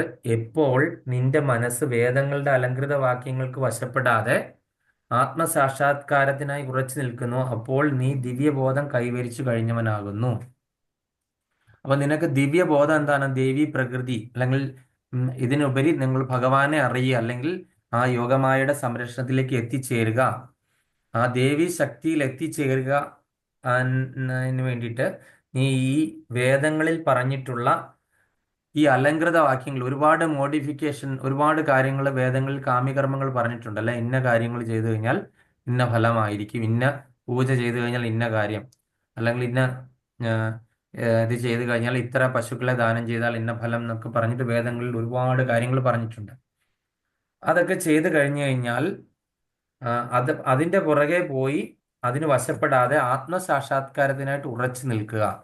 അപ്പൊ ആത്മസാക്ഷാത്കാരം എന്താണ്? ആത്മസാക്ഷാത്കാരം ഹരേ കൃഷ്ണൻ, എന്താണ് ആത്മസാക്ഷാത്കാരം? ഞാൻ ആരാണ്, ഭഗവാൻ അതാണോ ഉദ്ദേശിച്ചത്? അത് തന്നെ. ശരീരമല്ലാത്തതാണെന്ന് അത് തന്നെ. എന്റെ യഥാർത്ഥ വ്യക്തിത്വം മനസ്സിലാക്കുക എന്നുള്ളതാണ് ആത്മസാക്ഷാത്കാരം അല്ലെ. ഞാൻ ഈ ഭഗവാന്റെ ഒരു അംശമാണ് എന്നുള്ളത് മനസ്സിലാക്കുകയാണ്. അതാണ് ആത്മസാക്ഷാത്കാരം എന്ന് പറയുന്നത്. അപ്പൊ ഈ ആത്മസാക്ഷാത്കാരത്തിനായി ഉറച്ചു നിൽക്കുന്ന അപ്പോൾ നീ ദിവ്യ അവബോധം കൈവരിച്ചു കഴിഞ്ഞവനാകുന്നു. അപ്പൊ അത്രയും നമ്മൾ മനസ്സിലാക്കി കഴിഞ്ഞു കഴിഞ്ഞാൽ അങ്ങനെയുള്ളവരെ എന്താണ് ദിവ്യബോധം കൈവരിച്ചവനായിട്ട് തന്നെ കണക്കാക്കപ്പെടുന്നു. ഇനി നമുക്കത് ഭാവാർത്ഥം, വളരെ ചെറിയ ഭാവാർത്ഥമാണ്. സബിത മാതാജി. ഹരേ കൃഷ്ണ. ഹരേ കൃഷ്ണ. ഭാവാർത്ഥം: സമാധിസ്ഥനായി എന്നതിന് പൂർണ്ണമായും കൃഷ്ണാവബോധം നേടിയവൻ എന്നർത്ഥം. പൂർണ്ണ സമാധി കൈവരിച്ച മനുഷ്യൻ ബ്രഹ്മത്തെയും പരമാത്മാവിനെയും ഭഗവാനെയും അറിഞ്ഞു കഴിഞ്ഞു. താൻ കൃഷ്ണന്റെ നിത്യദാസനാണെന്നും കൃഷ്ണാവബോധപൂർവം കർമ്മങ്ങൾ ചെയ്യുക മാത്രമാണ് തന്റെ കടമയെന്നും അറിയുന്നതാണ് ആത്മസാക്ഷാത്കാരത്തിന്റെ കാഷ്ഠ. കൃഷ്ണാവബോധമാർന്നവൻ അല്ലെങ്കിൽ ഭഗവാന്റെ അചഞ്ചല ഭക്തൻ വേദങ്ങളുടെ അലങ്കാര വാക്കുകൾക്ക് വശപ്പെടുകയോ സ്വർഗലോകം കാംക്ഷിച്ച് കാമ്യകർമ്മങ്ങൾ ചെയ്യുകയോ അരുത്. കൃഷ്ണാവബോധത്തിൽ മുഴുകിയ ഒരാൾക്ക് കൃഷ്ണനുമായി നേരിട്ട് സമ്പർക്കം പുലർത്താം. ആ അതീന്ദ്രിയാവസ്ഥയിൽ കൃഷ്ണനിൽ നിന്ന് നേരിട്ട് ഉപദേശങ്ങൾ സ്വീകരിക്കുകയുമാവാം. ആ വിധത്തിലുള്ള പ്രവർത്തനങ്ങൾ തീർച്ചയായും സഫലമാവുമെന്നും ആത്യന്തിക വിജ്ഞാനത്തിലേക്ക് നയിക്കുമെന്നും തീർത്തു പറയാം. കൃഷ്ണന്റെ അഥവാ അവിടത്തെ പ്രതിനിധിയായ ആത്മീയ ഗുരുവിന്റെ ആജ്ഞകൾ അനുസരിക്കുകയേ ഭക്തൻ ചെയ്യേണ്ടതുള്ളൂ. ഹരേ കൃഷ്ണ. ഹരേ കൃഷ്ണ. ഇവിടെ വ്യക്തമായിട്ട് പറഞ്ഞിരിക്കുന്നു, നമുക്കിത് ഈ ഒരു ഇതിലേക്ക് എത്തിച്ചേരണമെന്നുണ്ടെങ്കിൽ എന്താണ്, കൃഷ്ണന്റെ പ്രതിനിധി ആയിട്ടുള്ള ഒരു ആത്മീയ ഗുരുവിന്റെ ആജ്ഞകൾ അനുസരിച്ചാൽ മാത്രം മതി. നമുക്ക് എന്താണ് വളരെ ഈസിയിൽ തന്നെ ഭഗവാനിലേക്ക് നമുക്ക് എത്തിച്ചേരാനായിട്ട് സാധിക്കും. അപ്പം നമ്മൾ സമാധിസ്ഥനാവുക എന്ന് പറഞ്ഞു കഴിഞ്ഞാൽ എന്താണ്, പൂർണ്ണമായും കൃഷ്ണാവബോധം സിദ്ധിച്ച ഒരു വ്യക്തിയാണ് നമുക്ക് സമാധിസ്ഥനായി എന്ന് പറയാനായിട്ട് പറ്റുന്നത്, അല്ലേ? അപ്പൊ അവൻ എന്തൊക്കെയാണ്, ബ്രഹ്മത്തെയും, അതായത് നമ്മൾ ആത്മസാക്ഷാത്കാരത്തെയും പരമാത്മ സാക്ഷാത്കാരത്തെയും ഭഗവാനെ പറ്റിയും അറിഞ്ഞു കഴിഞ്ഞ ആൾക്കാരെയാണ് എന്താണ് പറയുന്നത്, ഈ പറയുന്ന സമാധിസ്ഥൻ എന്ന് പറയുന്നത്. അപ്പൊ അവർ പൂർണ്ണമായിട്ടും കൃഷ്ണാവബോധസ്ഥരായി എന്ന് നമുക്ക് പറയാം. അപ്പം അവരുടെ ഭാവം എന്തായിരിക്കും? യജമാന ഭാവമാണോ? എന്തായിരിക്കും അവരുടെ ഭാവം? ദാസ്യഭാവം. ദാസ്യഭാവം. താൻ കൃഷ്ണന്റെ നിത്യദാസനാണെന്ന് കൃഷ്ണാവബോധപൂർവ്വം കർമ്മങ്ങൾ ചെയ്യുക മാത്രമാണ് തന്റെ കടമയെന്നും അറിയുന്നതാണ്. അപ്പൊ ഇത് വളരെ ഇമ്പോർട്ടന്റ് ആണ്, അടിവര എഴുതി വെച്ചോണം. അപ്പൊ ഇത്രയും കാര്യം മാത്രം ചെയ്യാം. താൻ കൃഷ്ണന്റെ നിത്യദാസനാണെന്നും കൃഷ്ണാവബോധപൂർവ്വം കർമ്മങ്ങൾ ചെയ്യുക മാത്രമാണ് തന്റെ കടമയെന്നും. അതായത് കൃഷ്ണാവബോധം, കൃഷ്ണനെ മുൻനിർത്തി എല്ലാ കർമ്മങ്ങളും നമ്മൾ ചെയ്തുകൊണ്ടിരിക്കുന്ന കാര്യങ്ങളൊക്കെ തന്നെ കൃഷ്ണനെ മുൻനിർത്തി ചെയ്യുക. എല്ലാത്തിലും എന്താണ്, നമ്മൾ ഉപ്പിടുകയല്ലേ കറികളൊക്കെ ഉണ്ടാക്കുന്ന പോലെ. ഉപ്പിടാതെ ഏതെങ്കിലും കറി നമുക്ക് രുചി കിട്ടുമോ എന്ന് പറയുന്ന പോലെ എല്ലാത്തിലും കൃഷ്ണനാകുന്ന മസാല ഇടുക, അല്ലെങ്കിൽ കൃഷ്ണാവബോധം മാറുന്ന ഉപ്പ് ചേർക്കുക നമ്മൾ എന്ത് ചെയ്തു കഴിഞ്ഞാലും. അപ്പൊ ആ ഒരു ഇത് ചേർത്ത് കഴിഞ്ഞാൽ മാത്രമേ എന്താണ് കറിക്ക് ടേസ്റ്റ് ഉള്ളൂ. അല്ലെ, ഉപ്പ് ചേർത്ത് എന്ന് പറഞ്ഞ പോലെ ഭഗവാനെ അതിനെ മുന്നിൽ നിർത്തിയാൽ മാത്രമേ എന്താണ് കർമ്മഫലങ്ങളിൽ നമുക്ക് രക്ഷപ്പെടാൻ പറ്റുള്ളൂ. അപ്പം നമ്മൾ ഏതൊരു കറി ഉണ്ടാക്കിയാലും അല്ലെങ്കിൽ എന്തിലും നമ്മൾ ഉപ്പ് ചേർക്കുക എന്ന് പറഞ്ഞ പോലെ അത് ഉപ്പില്ലാത്ത ഒരു സാധനം നമുക്ക് ഇവിടുന്ന് അങ്ങോട്ട് ഇറങ്ങത്തില്ല, അല്ലേ? ഓക്കാനിക്കാൻ പറ്റും. നിങ്ങളുടെ തികട്ടി വരുന്നു എന്ന് പോലെ ഒരു സംഭവം ഉണ്ടാകില്ലേ എന്ന് പറഞ്ഞ പോലെ ഭഗവാൻ അവിടെ ഇല്ല എങ്കിൽ ഇതിന്റെ എല്ലാം ഈ തികട്ടിച്ചാടലൊക്കെ എന്തായിരിക്കും, നമ്മളുടെ കർമ്മഫലങ്ങളായിട്ട് നമ്മൾ കണക്കാക്കും. ആ കർമ്മഫലങ്ങളെല്ലാം ഫലം നമ്മൾ അനുഭവിക്കേണ്ടി വരും. അപ്പൊ അതിലൊക്കെ തന്നെ നമ്മൾ ഭഗവാനാകുന്ന മസാല അല്ലെങ്കിൽ ഉപ്പ് ചേർത്ത് കൊടുക്കണം നമ്മൾ ചെയ്യുന്ന ഓരോ പ്രവൃത്തിയിൽ. അപ്പൊ അതിനുവേണ്ടി നമ്മൾ ഭഗവാന്റെ നിത്യദാസനാകണം എന്നുള്ള ഭാവത്തിലേക്ക് നമ്മൾ എത്തിച്ചേരണം. അതുപോലെ തന്നെ എന്ത് കർമ്മങ്ങൾ ചെയ്തു കഴിഞ്ഞാലും ഭഗവാനെ മുൻനിർത്തി ചെയ്യുക. ഫലകാംക്ഷയൊന്നും തന്നെ ആഗ്രഹിക്കാൻ പാടില്ല. അത് കാര്യം എന്താണ്, ഫലമൊക്കെ ഭഗവാനാണ് തരുന്നത്. അപ്പൊ അതിന്റെ ആ അനന്തര ഫലങ്ങളെ പറ്റി നമ്മൾ ഭവിഷ്യത്തിനെ പറ്റി ആലോചിച്ച് വ്യാകുലപ്പെടേണ്ട ആവശ്യമില്ല. ആത്മസാക്ഷാത്കാരത്തിന്റെ പരമകാഷ്ഠ കൃഷ്ണാവബോധം മാറുന്നവൻ അല്ലെങ്കിൽ ഭഗവാന്റെ അചഞ്ചല ഭക്തന്മാർ വേദങ്ങളുടെ അലങ്കാര വാക്കുകൾക്ക് വശപ്പെടുക, സ്വർലോകം പ്രാപിച്ച് കാമ്യകർമ്മങ്ങൾ ചെയ്യുക അരുത്. അപ്പൊ നമ്മൾ ഈ കാമ്യകർമ്മങ്ങൾക്ക് വേണ്ടിയിട്ട് ആഗ്രഹിച്ചിട്ട് വേദങ്ങളിൽ പറഞ്ഞിട്ടുള്ള കാര്യങ്ങളൊക്കെ ചെയ്തു കഴിഞ്ഞാൽ നമ്മൾ എന്താണ്, ദേവേന്ദ്രന്റെ ഒക്കെ അവിടെ ചെന്നിട്ട് ആ ദേവലോകത്ത് ചെന്നിട്ട് കുറെ മധുമത്തന്മാരായിട്ട് കുറെ അപ്സര സ്ത്രീകളുടെ കൂടെ കറങ്ങി നടന്നിട്ട് ആ കാമ്യകർമ്മങ്ങളുടെ ഫലം തീർന്നു കഴിയുമ്പോൾ എന്താണ്, നമ്മൾ ചെയ്ത പുണ്യപ്രവൃത്തിയുടെ ഫലം തീർന്നു കഴിയുമ്പോൾ നേരെ വീണ്ടും പതിക്കേണ്ടി വരും. ഒരു കുറച്ച് കാലയളവ് ഇതിന്റെ ഗുണഫലം അനുഭവിച്ച് തീർന്നു കഴിഞ്ഞു കഴിഞ്ഞാൽ ഉടനെ താഴേക്ക് പതിക്കേണ്ടി വരും. അപ്പൊ അതുകൊണ്ട് നമ്മൾ ആ ഒരു രീതിയിലേക്ക് ഒരിക്കലും വശപ്പെടരുതെന്നാണ് പറയുന്നത്. കൃഷ്ണാവബോധത്തിൽ മുഴുകി ഒരാൾക്ക് കൃഷ്ണനുമായി നേരിട്ട് സമ്പർക്കം പുലർത്താം. അപ്പൊ അങ്ങനെ ഇത് എന്താണ്, നമ്മൾ പല വിധത്തിലുള്ള പ്രവർത്തനങ്ങൾ സഫലമാകും. നമ്മൾ ചെയ്യുന്ന ഓരോ തരത്തിലുള്ള പ്രവർത്തനങ്ങൾ സഫലമാകുകയും അങ്ങനെ ആത്യന്തിക വിജ്ഞാനത്തിലേക്ക് നയിക്കുകയും ചെയ്യും എന്ന് നമ്മൾക്ക് തീർത്ത് പറയാനായിട്ട് സാധിക്കും.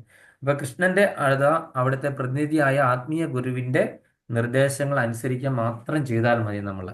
നമ്മൾ കൂടുതൽ കാര്യങ്ങളൊന്നും ചെയ്യേണ്ട. കൃഷ്ണന്റെ അല്ലെങ്കിൽ കൃഷ്ണന്റെ പ്രതിനിധിയാകുന്ന ആത്മീയ ഗുരുവിന്റെ ഒരാളെ നമ്മൾ സ്വീകരിച്ച് അദ്ദേഹത്തിന്റെ നിർദ്ദേശങ്ങൾ അനുസരിക്കുക എന്നുള്ള കാര്യം മാത്രം ചെയ്തു കഴിഞ്ഞ് കഴിഞ്ഞാൽ നമുക്ക് ഈ പറയുന്ന കാര്യങ്ങളെല്ലാം തന്നെ, അതായത് ദാസനാകുക, ആ ഒരു ഇത് വളരെ നിഷ്പ്രയാസം നമുക്കത് സാധിക്കും. കാര്യം അദ്ദേഹം ഭഗവാന്റെ റെപ്രസെൻറ്റേറ്റീവ് ആയതുകൊണ്ട് അദ്ദേഹം തീർച്ചയായിട്ടും ആയിരിക്കും. നമ്മളെ അദ്ദേഹം ആചരിച്ച് കാണിച്ച ഒരാൾക്കല്ലേ ആചാര്യനാകാൻ പറ്റുള്ളൂ. അപ്പൊ അദ്ദേഹത്തിന് തീർച്ചയായിട്ടും ആ ക്വാളിറ്റീസ് ഉണ്ടാകും. അപ്പം നമ്മൾ അതിന്റെ ഫുഡ് സ്റ്റെപ്പ് ഫോളോ ചെയ്യുവാണെങ്കിൽ തീർച്ചയായിട്ടും നമുക്ക് ആ ക്വാളിറ്റീസ് വന്നു ചേർന്നു കൊള്ളും, അല്ലേ? അപ്പം ആ ശ്ലോകം കഴിഞ്ഞു. ഇനി നമുക്ക് അടുത്ത ശ്ലോകം കൂടി എടുത്തിട്ട് നമുക്ക് ക്ലാസ് അവസാനിപ്പിക്കാം. പിന്നെ ഡിസ്കഷനും നമുക്ക് പിന്നെ കിബജയോ എന്ന് പറഞ്ഞ സന്ധ്യാരതി അല്ലെങ്കിൽ ഗൗരാരതി എടുക്കാൻ സമയം ഉണ്ടെങ്കിൽ എടുക്കാം. സമയമുള്ളവർ നിൽക്കുക. അർജുന ഉവാച സ്ഥിതപ്രജ്ഞസ്യ കാ ഭാഷ സമാധിസ്തസ്യ കേശവം സ്ഥിഗധി കിം പ്രഭാഷേത കിമാസീതാ വ്രജേത കിം. അർജുന ഉവാച സ്ഥിതപ്രജ്ഞസ്യ കാ ഭാഷ സമാധിസ്തസ്യ കേശവ സ്ഥിതധി കിം പ്രഭാഷേത കിമാസീതേ വ്രജേത കിം. അർജുന ഉവാച സ്ഥിതപ്രജ്ഞസ്യ കാ ഭാഷ സമാധിസ്തസ്യ കേശവ സ്ഥിഗദ്ധി കിം പ്രഭാഷേത കിമാസീത വ്രജേത കിം. അപ്പൊ ഇത്രയും നേരം ഭഗവാനാണ് പറഞ്ഞുകൊണ്ടിരുന്നത്. അപ്പൊ ഇവിടെ നമ്മൾ ഭഗവാൻ ഉവാച അല്ല, അർജുന ഉവാചയാണ് കണ്ടത്, അല്ലെ? അർജുനൻ ചോദിച്ചു. എന്താണ് ചോദിച്ചത് നമുക്ക് നോക്കാം. രണ്ടാമത്തെ വരിയിലെ പ്രഭു സ്ഥിക എന്നല്ല സ്ഥിത തന്നെയാണ് അത്രയത്. അതെയോ? ആ ആയിരിക്കാം. എനിക്കൊരു സംശയം ഉണ്ടായിരുന്നു. ഞാൻ വായിച്ചപ്പോ സ്ഥിത വായിച്ചു, പിന്നീട് രണ്ടാമത് വായിച്ചപ്പോ സ്ഥികയാക്കി. കാര്യം ഇതിൽ അങ്ങനെ കണ്ടതുകൊണ്ട് പ്രിന്റിംഗ് മിസ്റ്റേക്ക് വന്നാണ്. ഞാൻ 1-2 ക്ലാസ്സിൽ കേട്ടു പ്രഭു അത്. കേട്ടിരുന്നത്. സ്ഥിത എന്നാണ് ഇവിടെ എഴുതിയിരിക്കുന്നത്. കണ്ട് താഴെ എഴുതിയപ്പോ പദാനുപദ തർജ്ജമ വരുമ്പോഴത്തേനും സ്ഥിക എന്നുള്ള കിടന്നത് സ്ഥിതാൻ തന്നെയാണ്. ശരിയാണ് മാതാജി, അത് തിരുത്തിക്കോണം ആൾക്കാർ. അർജുനോവാച, അർജുനൻ പറഞ്ഞു, കേശവ, ഹേ കേശവ, സമാധിസ്ഥനായ സ്ഥിതപ്രജ്ഞസ്യ കൃഷ്ണാവബോധം ഉറച്ച ഒരാൾക്ക് കാ ഭാഷ, എന്താണ് ഭാഷ, സംസാരം, സ്ഥിതാധി കൃഷ്ണാവബോധത്തിൽ ബുദ്ധി ഉറച്ചവൻ, കിം പ്രഭാഷതേ എന്ത് സംസാരിക്കും, കിം ആസീത എങ്ങനെ സ്ഥിതി ചെയ്യും, കിം വ്രജതേ എങ്ങനെ സഞ്ചരിക്കും. വിവർത്തനം ഭാവാർത്ഥം by divine grace AC Bhaktivedanta Swami Srila Prabhupad. ജയ് ശ്രീല പ്രഭുപാദ്. ശ്ലോകം വായിച്ചില്ലല്ലോ പ്രഭു, ശ്ലോകം ആരും വായിച്ചില്ലല്ലോ. ശരിയാണ്. ഹരേ കൃഷ്ണ. വിദ്യ മാതാജി.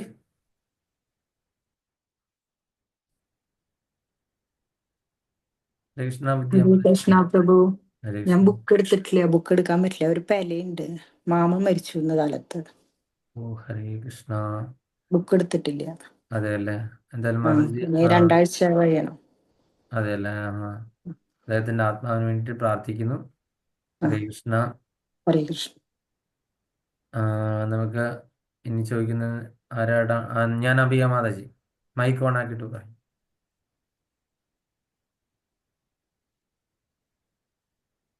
ഹരേ കൃഷ്ണ. ഓം നമോ ഭഗവതേ വാസുദേവായ. ഓം നമോ ഭഗവതേ വാസുദേവായ.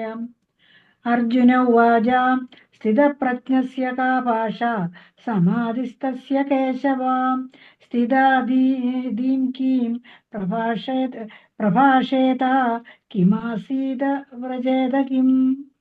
ഹരേ കൃഷ്ണ. കൃഷ്ണകുമാരി മാതാജി. അർജുന ഉവാച സ്ഥിതപ്രജ്ഞസ്യ കാ ഭാഷ സമാധിസ്ഥസ്യ കേശവ സ്ഥിതധീ കിം പ്രഭാഷേത കിമാസീത വ്രജേത കിം. ഹരേ കൃഷ്ണ. ഹരേ കൃഷ്ണ. അപ്പൊ ഇവിടെ അർജുനൻ ചോദിച്ചു, അല്ലയോ കൃഷ്ണ, ദിവ്യാബോധസ്ഥനായ വ്യക്തിയുടെ ലക്ഷണങ്ങൾ എന്തെല്ലാം, അദ്ദേഹത്തിന്റെ ഭാഷ എന്ത്, സംസാരവും ഇരിപ്പും നടപ്പും എങ്ങനെയായിരിക്കും? അപ്പൊ അർജുനൻ ചോദിക്കുന്ന ചോദ്യം കണ്ടില്ലേ? നിങ്ങൾ ശ്രദ്ധിച്ചല്ലോ അല്ലേ? അതായത് ദിവ്യ അവബോധസ്ഥനായ, അതുപോലെ ദിവ്യ അവബോധം എന്ന് പറഞ്ഞാൽ എന്താണ്? കൃഷ്ണാവബോധം. അങ്ങനെ ആ ദിവ്യ അവബോധം കിട്ടിയ ആളുടെ വ്യക്തിയുടെ ലക്ഷണങ്ങൾ എന്തൊക്കെയായിരിക്കാം, അപ്പൊ അദ്ദേഹത്തിന്റെ ഭാഷ എന്താണ്, അദ്ദേഹം എങ്ങനെ സംസാരിക്കും, അത് വളരെ ഇമ്പോർട്ടന്റ് ആണ്. അദ്ദേഹം എങ്ങനെയായിരിക്കും അങ്ങനെയുള്ള വ്യക്തികൾ സംസാരിക്കുന്നത്, നമുക്ക് അവരെ തിരിച്ചറിയാൻ പറ്റുന്നത് എങ്ങനെയായിരിക്കും. അവരുടെ സംസാരവും ഇരിപ്പും നടപ്പും ഒക്കെ എങ്ങനെയായിരിക്കുമെന്ന് അർജുനൻ ചോദിക്കുവാണ്. അപ്പൊ അതിന്റെ ഭാവാർത്ഥം ഗീതാ മാതാജി. ഹരേ കൃഷ്ണ പ്രഭുജി. പരിതസ്ഥിതികൾ അനുസരിച്ച് ഓരോരുത്തരിലും വെവ്വേറെ ലക്ഷണങ്ങൾ കാണും. കൃഷ്ണാവബോധമാർന്ന ആൾക്കും സംഭാഷണത്തിൽ, നടപ്പിലും, ഇരിപ്പിലും, വിചാരത്തിലും പ്രത്യേകതകൾ ഉണ്ടായിരിക്കും. ഒരാൾ ധനികനാണെന്നോ രോഗിയാണെന്നോ വിദ്വാനാണെന്നോ ലക്ഷണങ്ങളെ കൊണ്ട് മനസ്സിലാക്കാം. അതുപോലെ കൃഷ്ണാവബോധം ഉറച്ചവർക്കും പെരുമാറ്റത്തിൽ സവിശേഷ ലക്ഷണങ്ങളുണ്ട്. ഭഗവത്ഗീതയിൽ അവയെപ്പറ്റി പ്രതിപാദിക്കുന്നു. ഓരോരുത്തർക്കും അതിൽ നിന്ന് തനിക്കുള്ള ലക്ഷണങ്ങൾ ഏതെല്ലാമെന്ന് ഗ്രഹിക്കാം. കൃഷ്ണാവബോധമാർന്ന ഒരാൾ എങ്ങനെ സംസാരിക്കുന്നു എന്നതിനാണ് പ്രാധാന്യം. എന്തെന്നാൽ ഏതൊരാളുടെയും വൈശിഷ്ട്യത്തിന്റെ മാനദണ്ഡം സംഭാഷണമത്രേ. സംസാരിച്ചു തുടങ്ങുമ്പോഴേ ഒരു വിഡ്ഢിയെ തിരിച്ചറിയാൻ കഴിയൂ എന്നൊരു പഴമൊഴിയുണ്ട്. മൗനിയായിരിക്കെ ഒരാളെ വിഡ്ഢിയെന്ന് മനസ്സിലാക്കാൻ പ്രയാസമാണ്, വിശേഷിച്ചും നല്ലവണ്ണം വസ്ത്രധാരണം ചെയ്ത ഒരു വിഡ്ഢിയെ. പക്ഷേ സംസാരിച്ചു തുടങ്ങിയാൽ ഉടനെ ആ രഹസ്യം വെളിപ്പെടും. കൃഷ്ണാവബോധമാർന്നവരുടെ മുഖ്യ ലക്ഷണം അവർ കൃഷ്ണനെക്കുറിച്ചും കൃഷ്ണസംബന്ധമായ കാര്യങ്ങളെക്കുറിച്ചും മാത്രം സംസാരിക്കുന്നു എന്നതാണ്. താഴെ വിവരിക്കും പ്രകാരം മറ്റു ലക്ഷണങ്ങളും തനിയെ വന്നുകൊള്ളും. ഹരേ കൃഷ്ണ പ്രഭുജി. ഹരേ കൃഷ്ണ മാതാജി. അപ്പൊ ഇവിടെ നമ്മൾ വ്യക്തമാണ് അല്ലെ, നമ്മള് കഴിവതും വാ തുറക്കാതിരിക്കുകയാണ്, നമ്മളെ പറ്റി മറ്റുള്ളവര് മനസ്സിലാക്കാതിരിക്കുക അല്ലെ. ഇവിടെ ശ്രീല പ്രഭാതരെ വ്യക്തമായിട്ട് പറഞ്ഞു, നമ്മൾ വാ തുറന്നു പോയി കഴിഞ്ഞാൽ നമ്മൾ ജന്മസിദ്ധമായിട്ട് തന്നെ നമുക്ക് കുറേ പ്രശ്നങ്ങളല്ലേ. നമ്മൾ ആദ്യം കാണുന്നത് എങ്ങനെയാണ്, മറ്റൊരാളുടെ കുറ്റം കണ്ടുപിടിക്കാനല്ലേ ശ്രമിക്കുന്നത്. ആദ്യം തന്നെ ഒരു അസൂയ തോന്നും അല്ലേ, നമുക്കില്ലാത്ത ഒന്ന് അവർക്ക് കാണും. ഒന്നുകിൽ കുറച്ച് നിറം കൂടുതൽ, അല്ലെങ്കിൽ സൗന്ദര്യം കൂടുതൽ, അല്ലെങ്കിൽ ഒരു കഴിവ്, ഏതെങ്കിലും കഴിവുകൾ അവർക്ക് കൂടുതലാണ്, അല്ലെങ്കിൽ ഒന്നുകിൽ ധനപരമായിട്ട് കൂടുതലുണ്ടെങ്കിൽ നമുക്ക് അവരോട് അസൂയായി അല്ലേ. പിന്നെ നമ്മൾ ഒന്ന് പറയും, രണ്ടാമത് അവരുടെ കുറ്റമാണ് പറയുന്നത് അല്ലേ. ഇത് നമ്മളെ രക്തത്തിൽ അലിഞ്ഞു ചേർന്നിരിക്കുന്നതുകൊണ്ട് അത് നമുക്ക് മാറ്റാനായിട്ട് പറ്റുന്നില്ല. അപ്പം നമ്മൾ എന്താണ്, കഴിവത് നമ്മൾ വാ തുറക്കാതിരിക്കുവാണെങ്കിൽ നമ്മൾ എന്താണ്, നമ്മളുടെ കാര്യങ്ങൾ മറ്റൊരാൾ അറിയാതിരിക്കും. ഇത് എന്തോ നല്ല പക്വതയാർന്ന ഒരു വ്യക്തിയാണെന്ന് മറ്റുള്ളവർ തെറ്റിദ്ധരിച്ചോളൂ. അല്ലാതെ നമ്മൾ വാ തുറന്നു പോയി കഴിഞ്ഞു കഴിഞ്ഞാൽ, ശരിയാണോ ഞാൻ അമ്പിയ മാതാജി?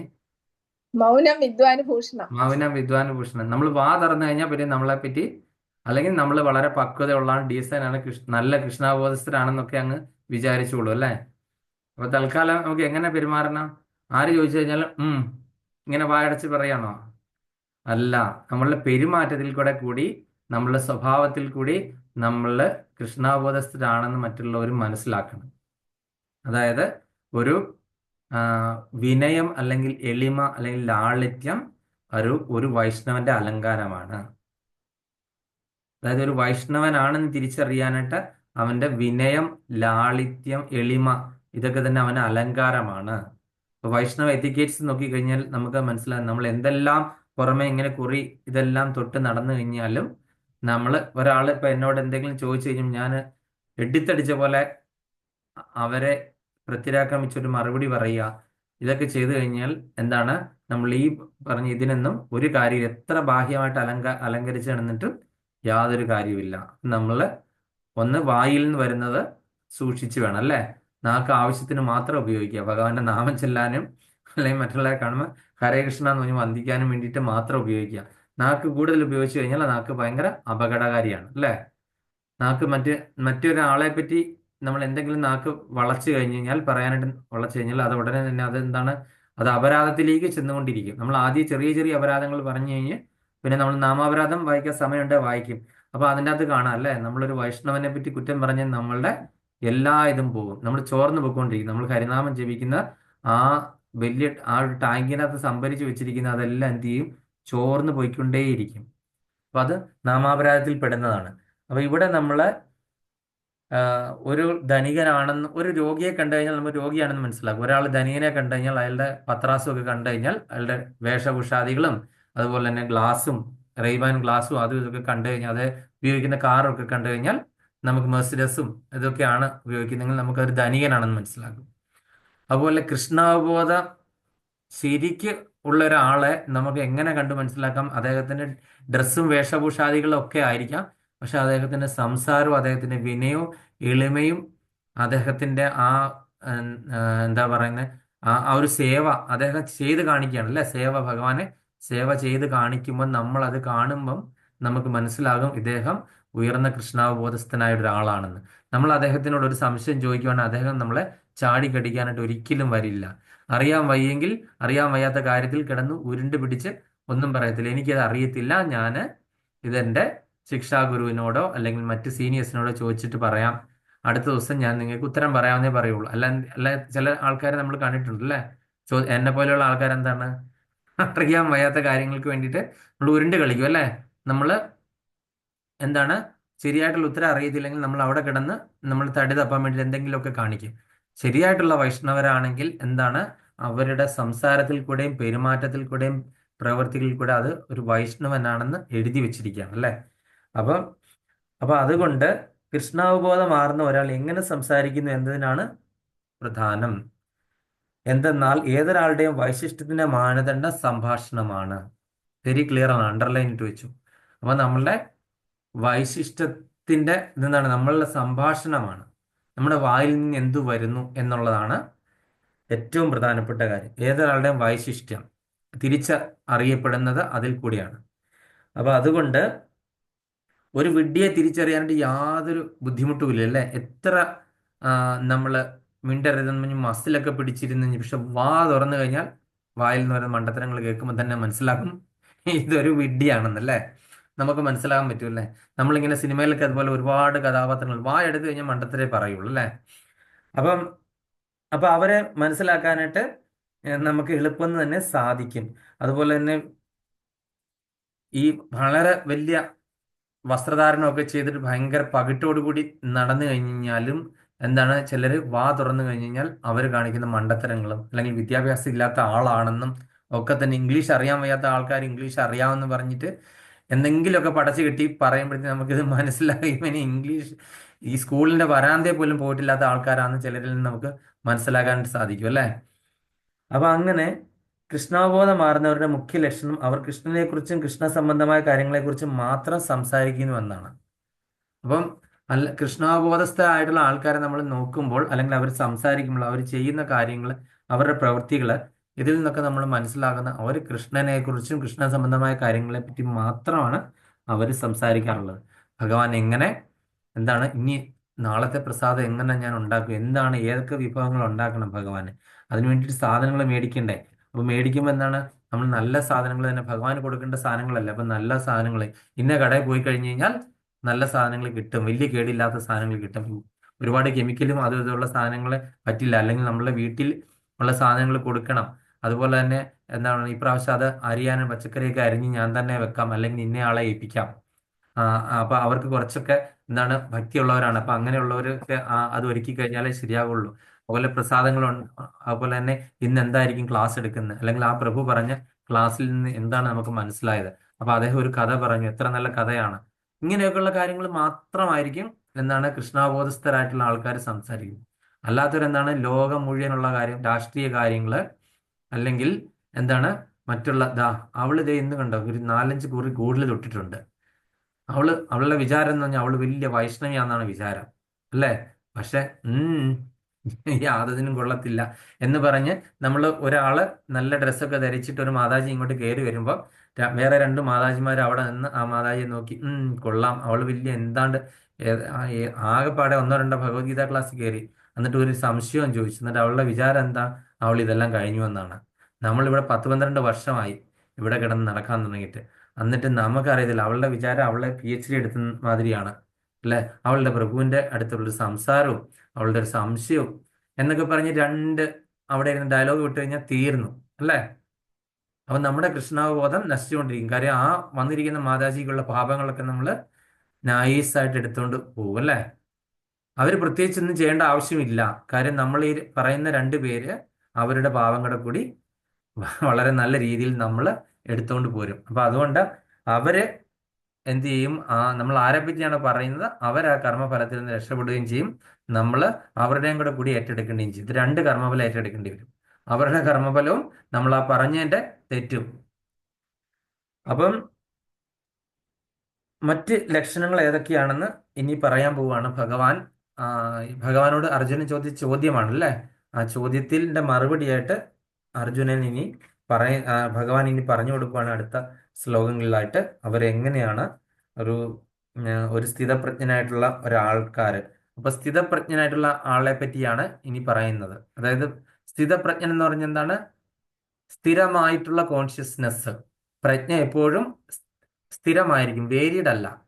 പ്രത്യേകിച്ച് ഒരു കാര്യത്തിൽ ഒന്നും കൊണ്ട് അത് വ്യതിയാനം ഉണ്ടാകത്തില്ല, അല്ലേ? ആ പ്രജ്ഞ, അദ്ദേഹത്തിന്റെ അവബോധം അല്ലെങ്കിൽ കോൺഷ്യസ്നെസ്, അത് ഓരോരോ സാഹചര്യത്തിലും മാറുന്നില്ല. ഏത് സാഹചര്യത്തിലും ഒരേപോലെ എല്ലാവരെയും പണ്ഡിത സമദർശന. ഒരു പണ്ഡിതനാണെങ്കിൽ അവരെ എല്ലാവരെയും ഒരുപോലെ കാണുന്ന ആളായിരിക്കണം. അപ്പോൾ വാസുദേവ സർവമിതി ഇതായിരിക്കണം അത്. അങ്ങനെയുള്ള ആൾക്കാരെ ആണ് സ്ഥിതപ്രജ്ഞൻ എന്ന് പറയുന്നത്, അല്ലേ? അപ്പൊ വാസുദേവ സർവമിതി സ മഹാത്മാ സുദുർലഭ. അപ്പൊ വാസുദേവനാണ് എല്ലാം, ഇവിടെയും അദ്ദേഹത്തിന്റെ അംശമാണ് എന്നുള്ള രീതിയിൽ ആ ഒരു പ്രജ്ഞയെ അല്ലെങ്കിൽ കോൺഷ്യസ്നെസ്സിനെ പാകപ്പെടുത്തിയിട്ടുള്ള ആൾക്കാരെയാണ് സ്ഥിതപ്രജ്ഞൻ എന്ന് പറയുന്നത്. അപ്പൊ അതിനെപ്പറ്റി ഭഗവാൻ ഇനിയുള്ള ശ്ലോകങ്ങളിൽ അതിനെപ്പറ്റി പറയും, ഇനി 55 മുതലുള്ള ശ്ലോകങ്ങളിൽ. അപ്പം ഇനി ഇത്രയും നേരം പറഞ്ഞതിൽ എന്തെങ്കിലും സംശയമുണ്ടോ? അല്ലെങ്കിൽ ഓരോ പോയിന്റ് ഓരോരുത്തർ പറയുക. പോയിന്റ് അറിയത്തില്ലെങ്കിലും കുഴപ്പമില്ല എന്ന് വെച്ചിട്ട് എക്സിറ്റ് ആയി പോരുത്. സമയമായെങ്കിൽ പോയിക്കോളൂ. ഹരേ കൃഷ്ണ. നിങ്ങൾക്ക് വേറെ തിരക്കുണ്ടെങ്കിൽ പോയിക്കോളൂ, ക്ലാസ് കഴിഞ്ഞിരിക്കുന്നു. ആർക്കെങ്കിലും ഇനി അറിയാൻ വയ്യ എന്ന് വിചാരിച്ചിട്ട് ഓടി ചാടി എക്സിറ്റ് ആയി പോണമെന്നില്ല, ഒരു കുഴപ്പമില്ല. ഹരേ കൃഷ്ണ. ഞാൻ ആദ്യം ഇപ്രാവശ്യം വിളിക്കാം. പൊന്നമ്മ മാതാജി, ഹരേ കൃഷ്ണ.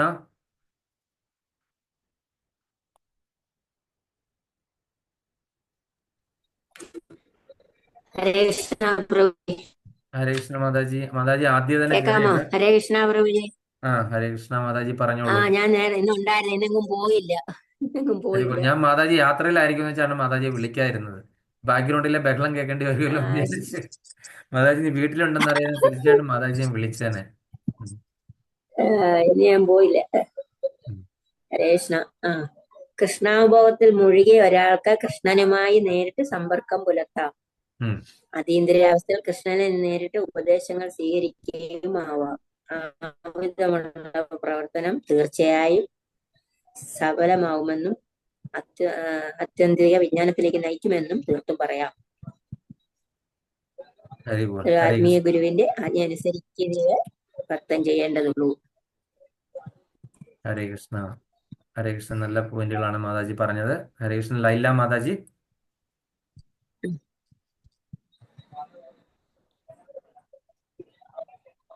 ലൈല മാതാജിക്ക് എന്തെങ്കിലും എനിക്ക് അറിഞ്ഞൂടാ പ്രഭുജി.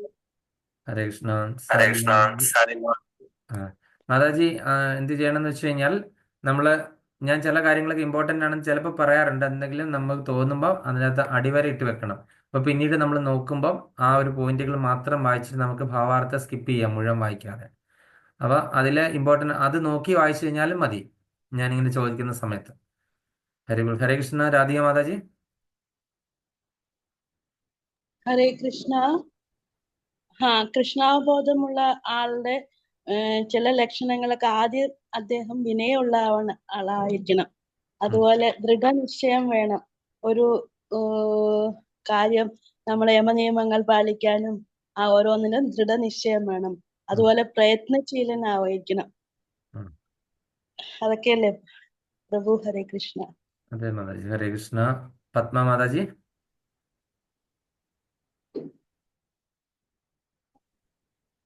ഹരേ കൃഷ്ണ.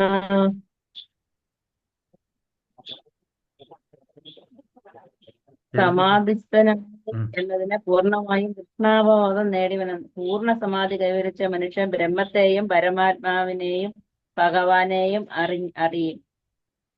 താൻ കൃഷ്ണന്റെ നിത്യദാസനാണെന്നും കൃഷ്ണാവബോധപൂർവം കർമ്മങ്ങൾ ചെയ്യുക മാത്രമാണ് തന്റെ കടമയെന്നും അറിയുന്നതാണ് ആത്മസാക്ഷാത്കാരത്തിന്റെ പരമകാഷ്ഠ. ഹരേ കൃഷ്ണ. അപ്പൊ നമ്മൾ നിത്യദാസനാണെന്നും ഉള്ള ആ ഒരു കാര്യം മനസ്സിലാക്കിയിട്ട് നമ്മൾ അതിനനുസരിച്ചിട്ടുള്ള പ്രവൃത്തി, കൃഷ്ണാവബോധപരമായിട്ടുള്ള കർമ്മങ്ങളിൽ കൂടെ മുന്നോട്ട് പോയി കഴിഞ്ഞാൽ എന്താണ് നമുക്ക് ആ പരമകാഷ്ഠയിൽ എത്തിച്ചേരാം, ദേവി പ്രകൃതിയിൽ എത്തിച്ചേരാനായിട്ട് പറ്റും. കൃഷ്ണകുമാരി മാതാജി.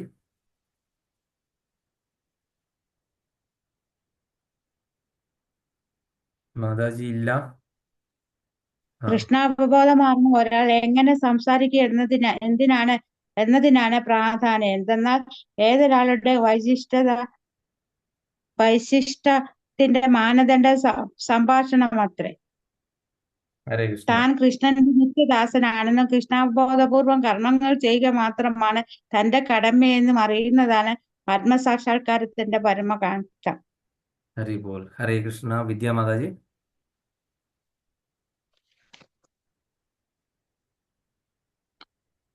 എന്തെങ്കിലും ഓർമ്മയുണ്ടോ? മാതാജിയുടെ ബുക്കില്ലായിരുന്നു. കുഴപ്പമില്ല, എന്നാ അടുത്ത ആളെ വിളിക്കാം. മാതാജി ചിലപ്പോൾ ബുക്കില്ലാത്ത കാരണം നോട്ട് എഴുതിയില്ലായിരിക്കാം. സുജന മാതാജി.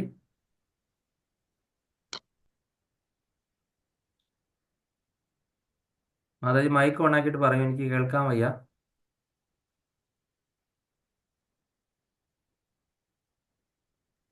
ആ ഹരേ കൃഷ്ണ. ആ കൃഷ്ണാവബോധമുള്ളവരുടെ മുഖ്യ ലക്ഷണം അവർ കൃഷ്ണനെ കുറിച്ചും സംബന്ധമായ കാര്യങ്ങളെ കുറിച്ച് മാത്രം സംസാരിക്കുന്നു എന്നതാണ്. ഹരി ബോൾ. ഹരി ബോൾ. ഹരേ കൃഷ്ണ. വളരെ നല്ല പോയിന്റ് ആണ് മാതാജി പറഞ്ഞത്. സൂപ്പർ. വിദ്യാ മാതാജി എന്തോ പറയാൻ ഒരുങ്ങിയായിരുന്നു. മാതാജി പറഞ്ഞു. ഇല്ല, വേറെ അതെന്റെ ഒന്നുമില്ല. പെട്ടെന്ന് കൈ തെറ്റിപ്പോയി. അതാ അതെ, ആ ഞാൻ അതെ. നോട്ട് ചെയ്ത് വെച്ചിട്ടുണ്ട്. ആ താൻ കൃഷ്ണന്റെ നിത്യദാസനാണെന്നും എന്തു കർമ്മം ചെയ്താലും ഭഗവാനെ മുൻനിർത്തി ചെയ്യുക, ഫലം ആഗ്രഹിക്കാതെ. ഹരേ കൃഷ്ണ. ഹരേ കൃഷ്ണ. ഹരേ കൃഷ്ണ. ഹരേ കൃഷ്ണ. സവിത മാതാജി. ഹരേ കൃഷ്ണ. വേദത്തിൽ പറഞ്ഞ ഉപാസനകളെല്ലാം കൃഷ്ണാവബോധത്തിൽ വന്ന ഒരാൾക്ക് പാലിക്കേണ്ട ആവശ്യമില്ല.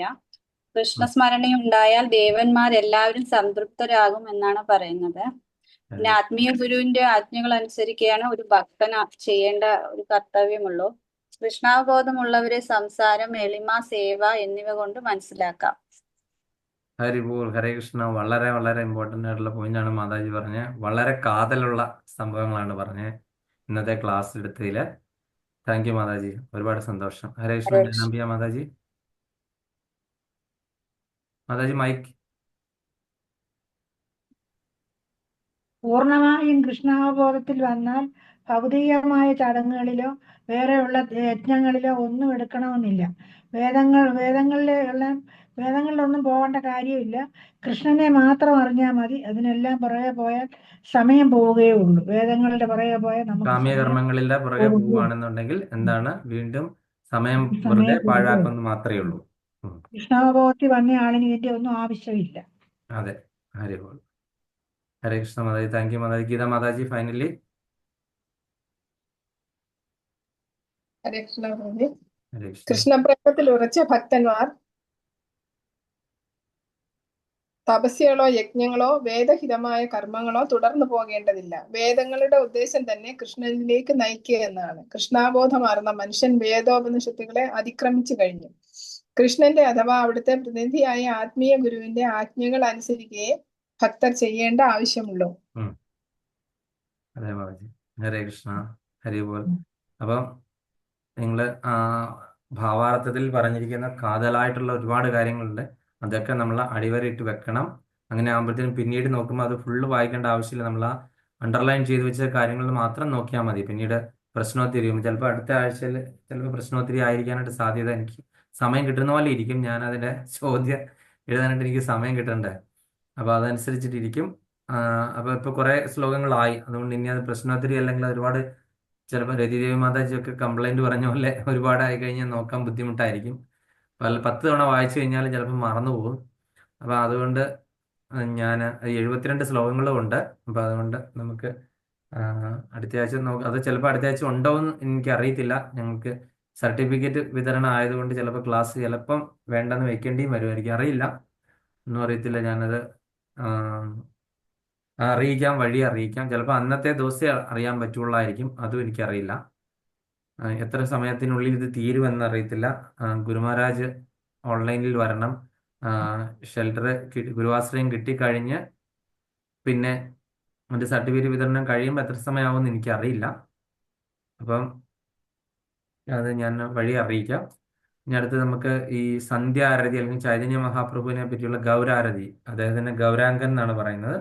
ആ ഗൗരാരതിയെ എന്ന് നമുക്കൊന്ന് നോക്കാം പെട്ടെന്ന് തന്നെ. ആർക്കെങ്കിലും സമയം, എനിക്ക് ട്യൂണൊന്നും അറിയില്ല, ഞാൻ എൻ്റെ ട്യൂണിൽ ഞാനത് ചെല്ലാം. പ്രഭു ഞാൻ ലീവ് ചെയ്യാണ്. കുഴപ്പമില്ല മാതാജി, കുഴപ്പമില്ല. ലീവ് ചെയ്യേണ്ടവർക്ക് ലീവ് ചെയ്യാം, കുഴപ്പമില്ല. ഞാൻ നേരത്തെ തന്നെ പറഞ്ഞായിരുന്നല്ലോ, കുഴപ്പമില്ല. ഹരേ കൃഷ്ണ. അപ്പൊ ഞാൻ ഷെയർ ചെയ്യാം.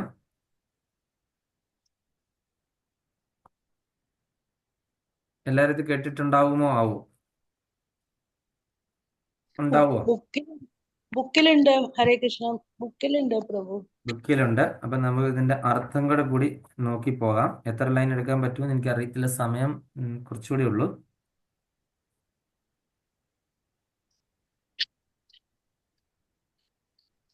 അതിന്റെ അർത്ഥമുണ്ട്. ഇതൊരു ബംഗാളി സോങ് ആണ് കേട്ടോ. कि बजयो जय गौरा चांदेर आरती कशोभा जानवी ताडावानी जगमान लोभा कि बजयो जय गौरा चांदेर आरती कशोभा जानवी ताडावानी जगमान लोभाം. രാധിക മാതാജി ചൊല്ലാനാണോ പ്രഭു പറഞ്ഞ? അതെ ഹരേ അതെ കൃഷ്ണ. അതെ. എനിക്കിതിന്റെ അറിയുന്ന പോലെ ചൊല്ലാം. ആ കിപാ ജയ ജയ ഗൗര ചാന്ദേരാരതി കോ ശോഭാ ജാനവി തടാവാനി ജഗമനലോഭ. അറിയില്ല പ്രഭു. അതിന്റെ ട്യൂണ് മാതാജി ഏകദേശം ഇങ്ങനെ വരുന്നുണ്ട്, പക്ഷെ അങ്ങനെയല്ല, വേറെ രീതിയിലുള്ള ട്യൂണും ഉണ്ട്. ഞാൻ ഈ പറഞ്ഞല്ലാതെ സാധാരണക്കാരായ ആളുകളാണ് ഞാൻ ഈ പറഞ്ഞ പോലെ ചെല്ലുന്നത്. അല്ലാതൊരു മാതാജി പറഞ്ഞ ഒരു ഏകദേശം അടുത്ത് വരുന്നുണ്ട്, പക്ഷെ കുറച്ചുകൂടെ താളം മാറി. ഗീത അത് മാതാജി കേട്ടിട്ടില്ല പ്രഭു, അതുകൊണ്ട് അറിയില്ല. അതെല്ലേ. ഗീത മാതാജി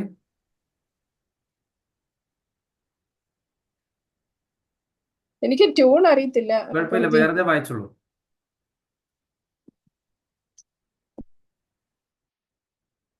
കിവാ ദക്ഷിണേനീതായ് ചാന്ദവമേ കിബജയോ ജയ ഗൗരാ കിവാ ജയ ജയ ഗൗരാ ചാന്ദേർ ആരതി കോ ശോഭാ ജാനവി തടവനേ ജഗമനലോഭ.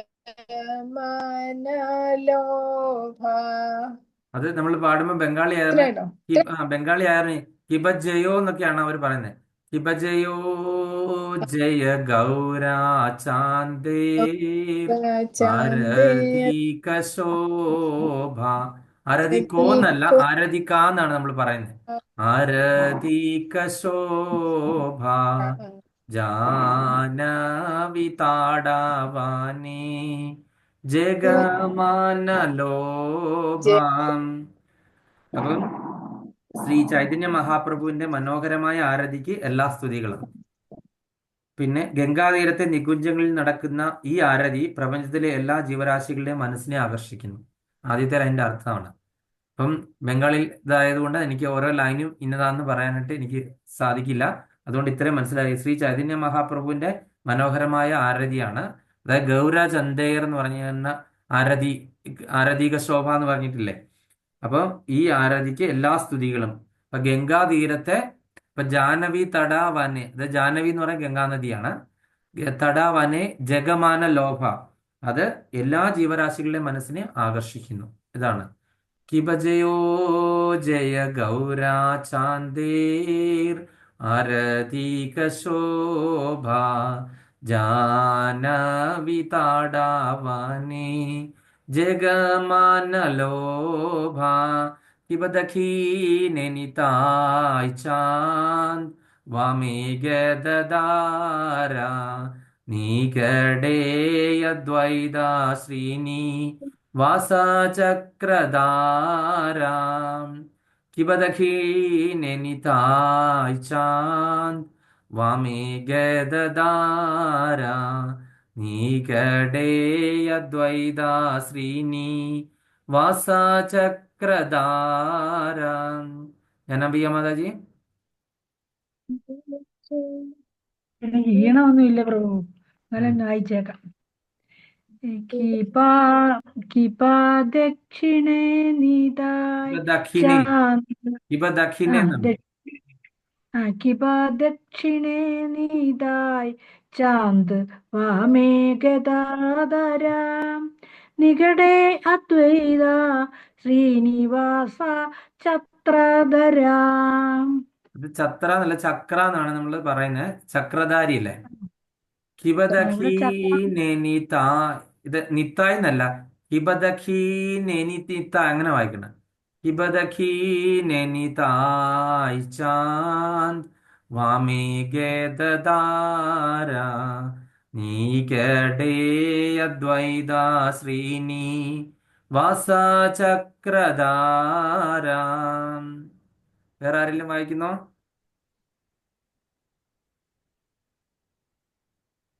സാറില്ല, നമുക്ക് അതിന്റെ അർത്ഥം വായിക്കാം. ശ്രീ ചൈതന്യ മഹാപ്രഭുവിന്റെ വലത്ത് വശത്ത് നിത്യാനന്ദ പ്രഭുവും ഇടതുവശത്ത് ഗദാധര പ്രഭുവും.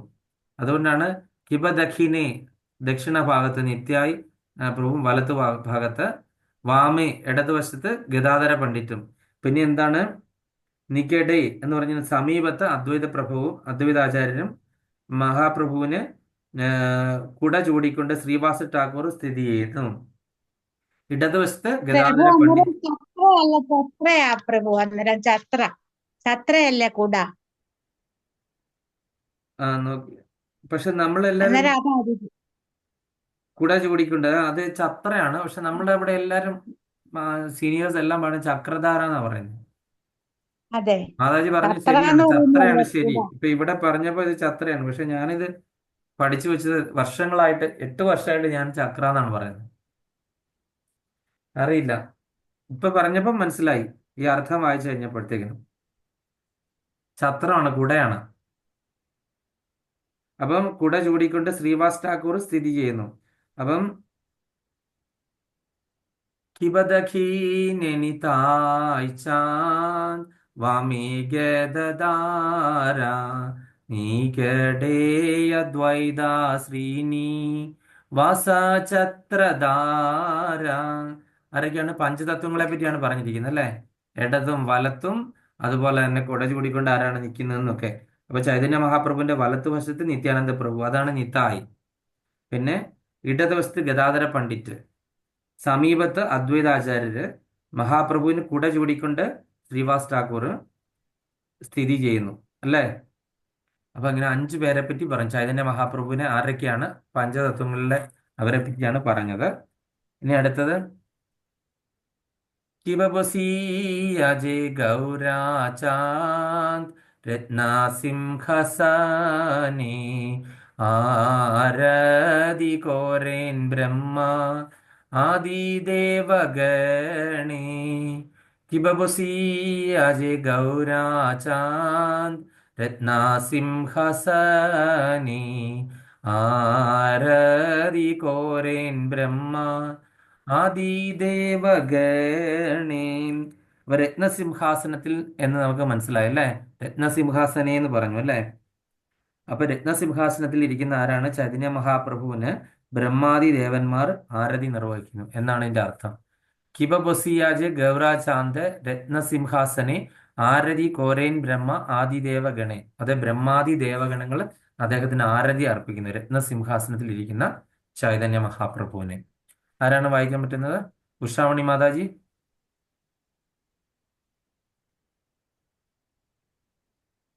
മാതാജി ഇല്ല. ഓക്കെ, വേറെ ആരെങ്കിലും? കേൾക്കുന്നുണ്ട്. എനിക്കത് പാടാൻ ബുദ്ധിമുട്ടാ പ്രഭു. മാതാജിക്ക് ആദ്യത്തെ വരികൾ നന്നായിട്ട് അറിയുള്ളൂ. അതെയോ?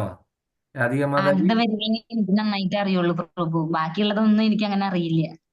സാറിയില്ല മാതാജി. ഓക്കെ, ഹരേ കൃഷ്ണ പ്രഭു, അറിയുന്ന പോലെ ചൊല്ലാം. ഞാൻ ഇതിന്റെ ഒരു റെക്കോർഡ് ഞാൻ ഗ്രൂപ്പിലിടാം. ഓക്കെ, ഇതിന്റെയും സംസാരദാവയുടെയും. ഇവിടുത്തെ ഒരു മാതാജി കഴിഞ്ഞ ദിവസം ഞങ്ങൾക്ക് ഷെൽട്ടറിന്റെ ഇന്റർവ്യൂവിന് മുൻപേ ഇത് ചോദിക്കുമെന്നും പറഞ്ഞിട്ട് ഞങ്ങൾക്കൊരു ഓൺലൈനിൽ വന്നിട്ടൊരു ക്ലാസ് പോലെ എടുത്തിട്ട് ഇതിന്റെ ട്യൂണ് നല്ല ട്യൂൺ ഉണ്ട് അവർക്ക്. അവര് അത് നല്ല ട്യൂണിൽ പാടിയിട്ട് വോയിസ് ക്ലിപ്പ് ഉണ്ട്, ഞാനത് അയച്ചു തരാം. അപ്പോൾ അതെല്ലാവരും കേൾക്കുക. സംസാരദാവയുടെ ഉണ്ട്, തുളസിയാരതിയുടെ ഉണ്ട്, ഗുരുവാരതിയുടെ ഒക്കെ ഉണ്ട്. നമ്മളിപ്പോൾ ഇത് ഗൗരാരതി കഴിഞ്ഞാൽ പിന്നെ ഗുരുവാരതിയാണ് എടുക്കാൻ പോകുന്നത്. അപ്പോൾ നമുക്കത് ആ ഒരു ട്യൂണ് നിങ്ങളത് കേട്ട് പഠിച്ചാൽ മതി. അത് ഹെഡ്സെറ്റ് വെച്ചിട്ട് ചെവി വെച്ചിട്ട് ഇതിന്റെ ലിറിക്സ് നോക്കി വായിക്കണം. അപ്പോൾ നമുക്ക് പെട്ടെന്ന് പഠിക്കാൻ പറ്റും. ഇടയ്ക്കിടയ്ക്ക് പോസ്റ്റ് ചെയ്തിട്ട് പഠിച്ചാൽ മതി.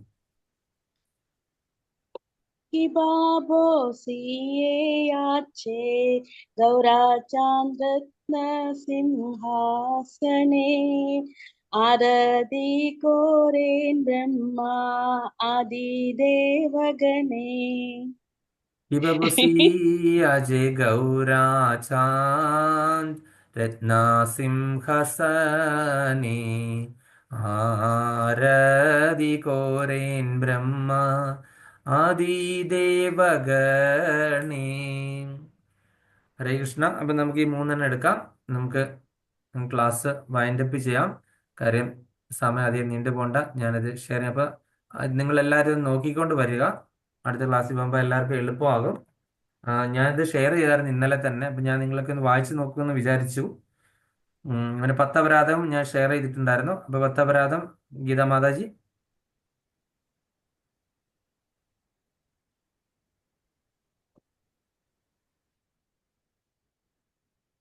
ഓർമ്മയുണ്ടോ?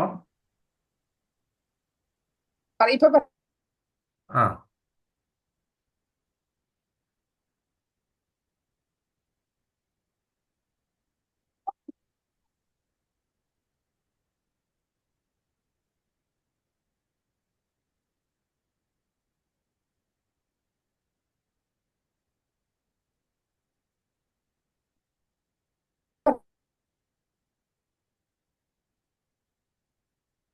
ഹരേ കൃഷ്ണ. കേൾക്കുന്നില്ലല്ലോ.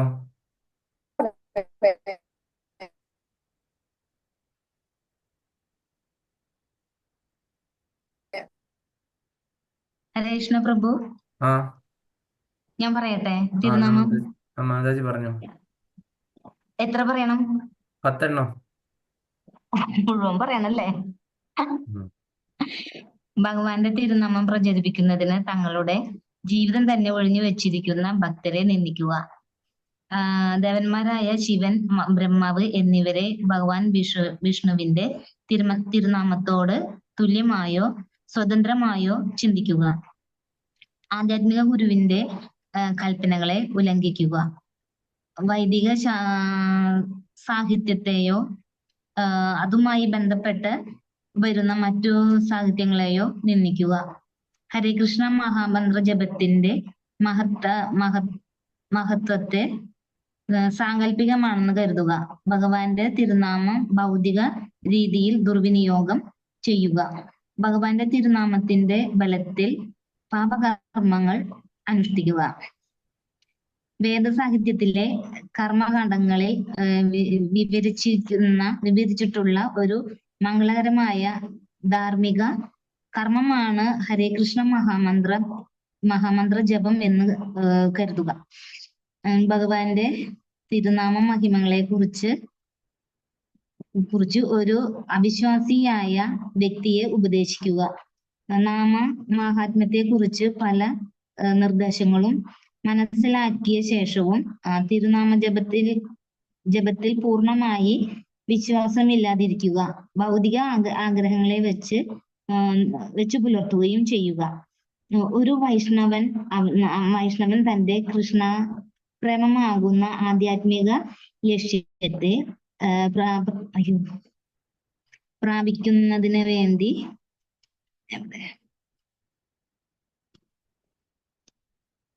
കൃഷ്ണ സത്യകർമ്മങ്ങളും ഈ പറയുന്ന അപരാധങ്ങളിൽ നിന്ന് മുക്തി നേടേണ്ടതാണ്. ഹരേ കൃഷ്ണ. മാതാജി ഒന്നും പറഞ്ഞൊന്നും കേട്ടില്ലായിരുന്നു. മാതാജിന്റെ അവിടെ കണക്ഷൻ എന്തോ പ്രശ്നം ഉണ്ടായിരുന്നു തോന്നുന്നു. അതെയല്ല കേൾക്കുന്നില്ല? അല്ല, ഉഷാമണി മാതാജി അല്ല, ഗീതാ മാതാജി. ഓ ശരി പ്രഭു. ഓക്കെ, ഹരേ, ഞാൻ നിർത്തട്ടെ. നിർത്തിക്കും മാതാജി. ഹരേ കൃഷ്ണ. നമ്മൾ ക്ലാസ് നിർത്തുകയാണെന്ന് ഇതിന് സമയമില്ല.